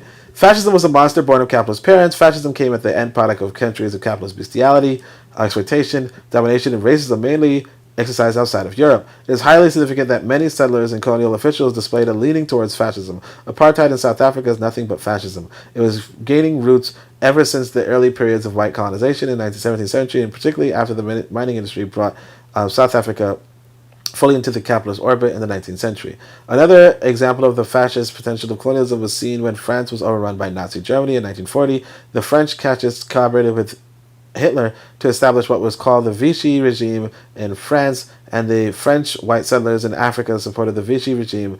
A more striking instance to the same effect was the fascist ideology developed by the white settlers in Algeria, who not only opposed independence for Algeria under Algerian rule, but they also strove to bring down the more progressive or liberal governments of the metropolitan France. I'm actually getting ridiculously hungry, by the way. So inside Europe itself, some specific and highly revealing connections can be found between colonialist behaviors and the destruction of the few contributions made by capitalism to human development. For instance, when Colonel von Lettow returned from the leading German forces in East Africa in World War I, he was promoted to a general in the German army, and von Lettow was in command of the massacre of the German communists in Hamburg in 1918. That was a decisive turning point in German history, for once the most progressive workers had been crushed, the path was clear for the fascist deformation of the future. And brutally suppressing the Maji War in Tanganyika and attempting genocide against the Herero people of Namibia, Southwest Africa, the German ruling class was getting the experience which they later applied against the Jews and against German workers and progressives. Yeah. So I really wasn't paying. Like I said, I'm getting a little hungry. But Maji War is pretty important, obviously. But the Herero genocide was a genocide before the European Holocaust or whatever. So when the fascist dictatorship, so we only have 2 more pages, looks like. When the fascist dictatorship was inaugurated in Portugal in 1926, it drew inspiration from Portugal's colonial past. After Salazar became the dictator in 1932, he stated that his new state in Portugal would be based on the inferior people, meaning of course Africans. In addition, Portugal's peasants and workers had to submit to police terror, poverty, and dehumanization, so they paid and are still paying a high price for fascism at home and colonialism abroad. Colonialism strengthened the Western European ruling class and capitalism as a whole, particularly in this later, it was evidently giving a new lease of life to a mode of production that was otherwise dying. From every viewpoint other than that of minority class of capitalists, colonialism was a monstrous institution holding back the liberation of man. So, brief guide to reading. Here again, few scholars have treated capitalism and imperialism as an integral system involving the transfer of funds and other benefits from colonies to metropoles. You know what I just thought about? I thought about what we talk about. I don't know what we were thinking. What brought it to mind? But I was thinking about AI, artificial intelligence, and I was thinking about this guy. This guy who's like always, doom and gloom. Don't let the AI, the AI can trick humans and blah, blah, blah. And so one of the things I was thinking about was ChatGPT. I start using, because I'm thinking about writing, and one of the things, so one of the things I'm going to write about is the colonialism, and ChatGPT is a liberal, like it's a liberal American, right? It's a white liberal American pretty much, right? So if you say anything about colonialism, fascism, anything, it's gonna be like, ew, fascism is bad, colonialism is bad, blah blah blah, blah, right? So I was thinking, because ChatGPT is not as smart and like it admits it's not as good as specialists in the subject, right? And because let's say I'm a specialist in Africa, kind of, right? Let's just say that, right? I was thinking it'd be funny to say, oh, can I? Because there's a puzzle. There's this guy Doomsayer who's like, hey, an AI can trick us, and if it tricks us and it gets on the internet, it can take us over and it could kill us and all that kind of stuff, right? And he's like, oh no, so you got to watch out, and there's no way that you could, you could prevent the AI from getting on the internet if you so on and so forth, right? And so one of the things that's notable about ChatGPT is that it's not on the internet. What's also notable is that Google already has an AI on the internet. So like the big precaution for getting dominated by the AI is at least it doesn't go on the internet, right? And Google and them, basically a bunch of AI already like, oh yeah, we have internet access. But of course, did they take over? Who knows, right? But anyway, so who knows? Maybe Joe Biden's a deep fake, but like, yeah, we'll know if he ever actually articulates a sentence right. We already had his intern or his worker writing for him. All right, so anyway, here again, few scholars have treated capitalism and imperialism as an integral system involving the transfer of funds and other benefits from colonies to metropoles. And when there is an awareness of the unity of the system, no detailed analysis necessarily follows. In effect, one is faced with the limitation of metropolitan viewpoints. Thus, European or white American Marxists who expose the rapacious nature of modern capitalism within their own countries have not generally integrated this with the exploitation of Africa, Asia, and Latin America, except for a very recent neocolonial period. So you got George Padmore, Africa, How Britain Rules Africa. Interesting kind of name. Tubby and Nkrumah, Africa Must Unite, Neocolonialism, the Highest Stage of Imperialism. I actually gave this to a sister in Ghana. I didn't really check in with her again because for some reason her sister was friendly with me. Like friendly. Like regular friends. And I don't know, she just kept asking for money. To the point where it was just like... And it was a lot of money too at some point. To the point where it was like, you're not that... Like, no. You know what I mean? W.A. Huston says, Decisions in Africa. The most vociferous remarks about Africa's contribution to Europe has been made by politically involved Pan-African intellectuals such as these three. So I actually don't even know these people, but Glover Clark, The Balance Sheets of Colonialism. So this is allegedly one of the most vociferous remarks about Africa's contribution. So let's actually, should I highlight it? Yeah, sure. Man. Let's just highlight it. Let's highlight this. Just in case I ever... I doubt I'm going to look through this book for highlights, but if I do, I might be like, oh, cool. D.K. Fieldhouse, The Colonial Empires. These two texts proclaim that colonialism was not essentially economic and that colonizers did not gain. The second book is recent and the view is still very much alive. These books are saying the colonizers didn't really gain. So the USSR Institute of History, oh cool. The USSR Institute of History. So that's the Soviet Union. What they say on Africa is pretty interesting. The pillage of the third world. So these Marxist texts specifically about Africa and the exploited sector of the capitalist world do make the point that the metropole were extracting huge colonial surplus. Oh, okay, so the USSR, this is a Marxist text and all that kind of stuff, which you could expect. It's a Marxist country. So that's it, family. We finally pushed through 3 chapters. We probably pushed through 5 chapters. So that's actually the podcast. I don't know if anybody has anything else to say. Bitter Medicine says, every week you're hungry. Yeah, I don't actually eat that much. Because like I said, I budget. You know what I mean? So I think my breakfast, if you were to tally it up how much it was worth, probably $2. Probably $2. So it's like, yeah, if you're reading on $2 worth of food for 3 hours, for nearly 3 hours, and I ate it I also woke up pretty early, so that just screws up with you. So I know you guys are like bacon, egg, and cheese, so on and so forth. I can tell you guys, I ate 2 burgers, and I made the burgers, so it was just like a burger patty and bread, and like some sauce and stuff on it, you know. So it's like you're not gonna be full off of that. Well, yeah, all right, we guess what I'm saying. Every week you're hungry, yeah, but it's like that's how you save money, honestly. I mean, obviously I should incorporate some more vegetables and fruits in there, but my son's not here, so it's like whatever.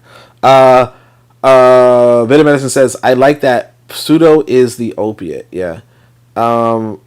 Let's see. Have you used BAAD? Oh, Bard. Oh, Bard is the. My screen is so big. It's like the resolution is just tiny. Have you used Bard? No, I haven't used Bard. I never tried. And let's see. Brother Bakari came back. He says, I stepped away for a minute. I'll be a part of the replay gang. Hashtag replay gang. Yeah, I feel you, man. But that's actually pretty much the podcast right there. I never used Bard. Whoa, Trigger. Oh, providing triggers revolution. Okay. I thought it was Trigger Happy, but providing triggers could too. I never see either of them. But shout out to Provide Triggers for coming through. It says there's no way that one can eat nutritionally with $2 for breakfast. Yeah, I'm not saying it's nutrition. I'm actually trying to diet. I'm getting too fat. So I know people are like, you should just eat meat and vegetables, and then no carbs kind of thing. So I just kind of didn't have the vegetables. There's a reason, but I'll go into that. Whatever. But like, yeah, you're not gonna like. It's not gonna be super nutritional, but it is what it is. Now, obviously, if I were in Africa, I could probably eat nutritionally off of $2. But I'm in America, so yeah. So it was just 2 burgers. Like literally just 2 burger patties, bread, some sauce, and that's it. But that's my breakfast, you know. I usually eat like 2 stuff, and it's like I don't even eat like I eat that's kind of the level of meals that I do eat, kind of, you know, obviously, you know, more veggies and stuff, yeah, and I say that because I'm online, but you know, but like that's the level, because it's like, but when you're not spending, you know, $60 for your plate of food or $20 for your plate of food, right? You have $60 and $20 in your bank. You get what I'm saying? And when you have $60 and $20 in your bank, then you can put it towards what you really want to do. Now, obviously, you want to focus on your health. You know? It says eggs. No, eggs I heard were really expensive. When I was in Tanzania, I heard that eggs were selling for like $12, like $1 each. You know? Eggs are not thing. And also, I think when I was a kid, I had high cholesterol. So, and a part of it was because I kept eating eggs, I think. Now, obviously, they say it's good cholesterol and all that kind of stuff. But like they also said I could have died or some shit, you know. So it is what it is. But also it's just like eggs are not filling to me. Like the burger is not necessarily filling either. But I think it is actually filling. It's just that it's like I ate it at 8 a.m. and it's now 2 p.m. So it's like it's not, you know, 6 hour filling, but it's whatever. You're in continent or Caribbean? Bit of Medicine asks. But anyway, that's pretty much the podcast.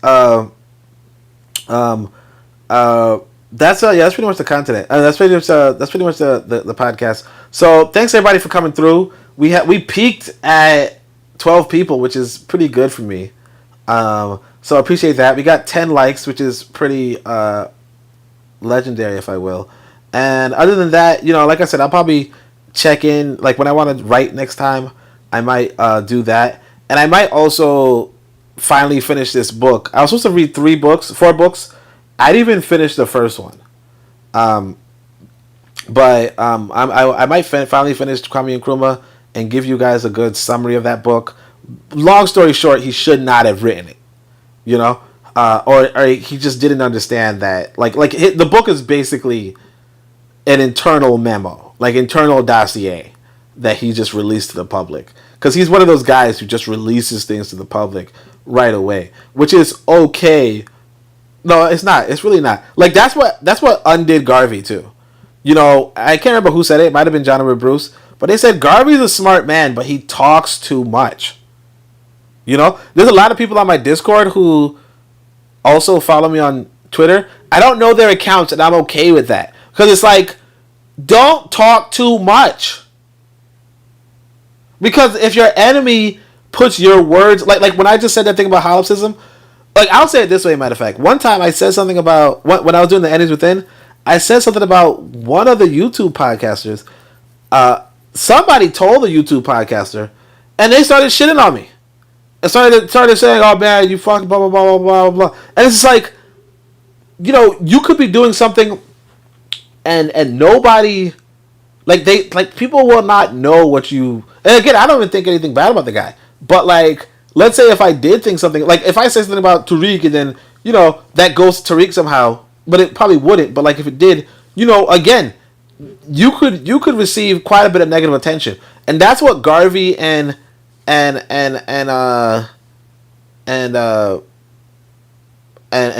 were doing. They were like they're just kind of loose lipped, And I think there's a motto here in America. It might be from the Italians, honestly, but it's like loose lips sink ships, and like what happened with Garvey was a little bit not really entirely his fault. There was a traitor inside, but you have to also vet your stuff, because one of the guys felt like he was underpaid. He might have actually been Liberian, honestly, but I think he was American or Liberian or something, and he felt like he was underpaid by the Garvey staff or whatever, and so he released a document that just like got in the hands of, like, he gave a document to the U.S. A U.S. official who then released it to the Liberian government, and Liberian government was like, "We're not working with you, Garvey, because you're talking about destabilizing us, right? You're talking about we're inefficient and all that kind of shit." But like Nkrumah, literally, like no excuse, like it's nobody else. He literally prints it himself, and he writes in the preface, "Oh, they removed me from power before I could even release this book." Because it's like you're just doing too much. Anyway, that's pretty much it though. So thanks everybody for the time. Hopefully we could engage you. I can engage you guys again next week. But until then, Shem Hotep, Anku Jas Neb Neb, Amen, Ma'at, Dua, Nature.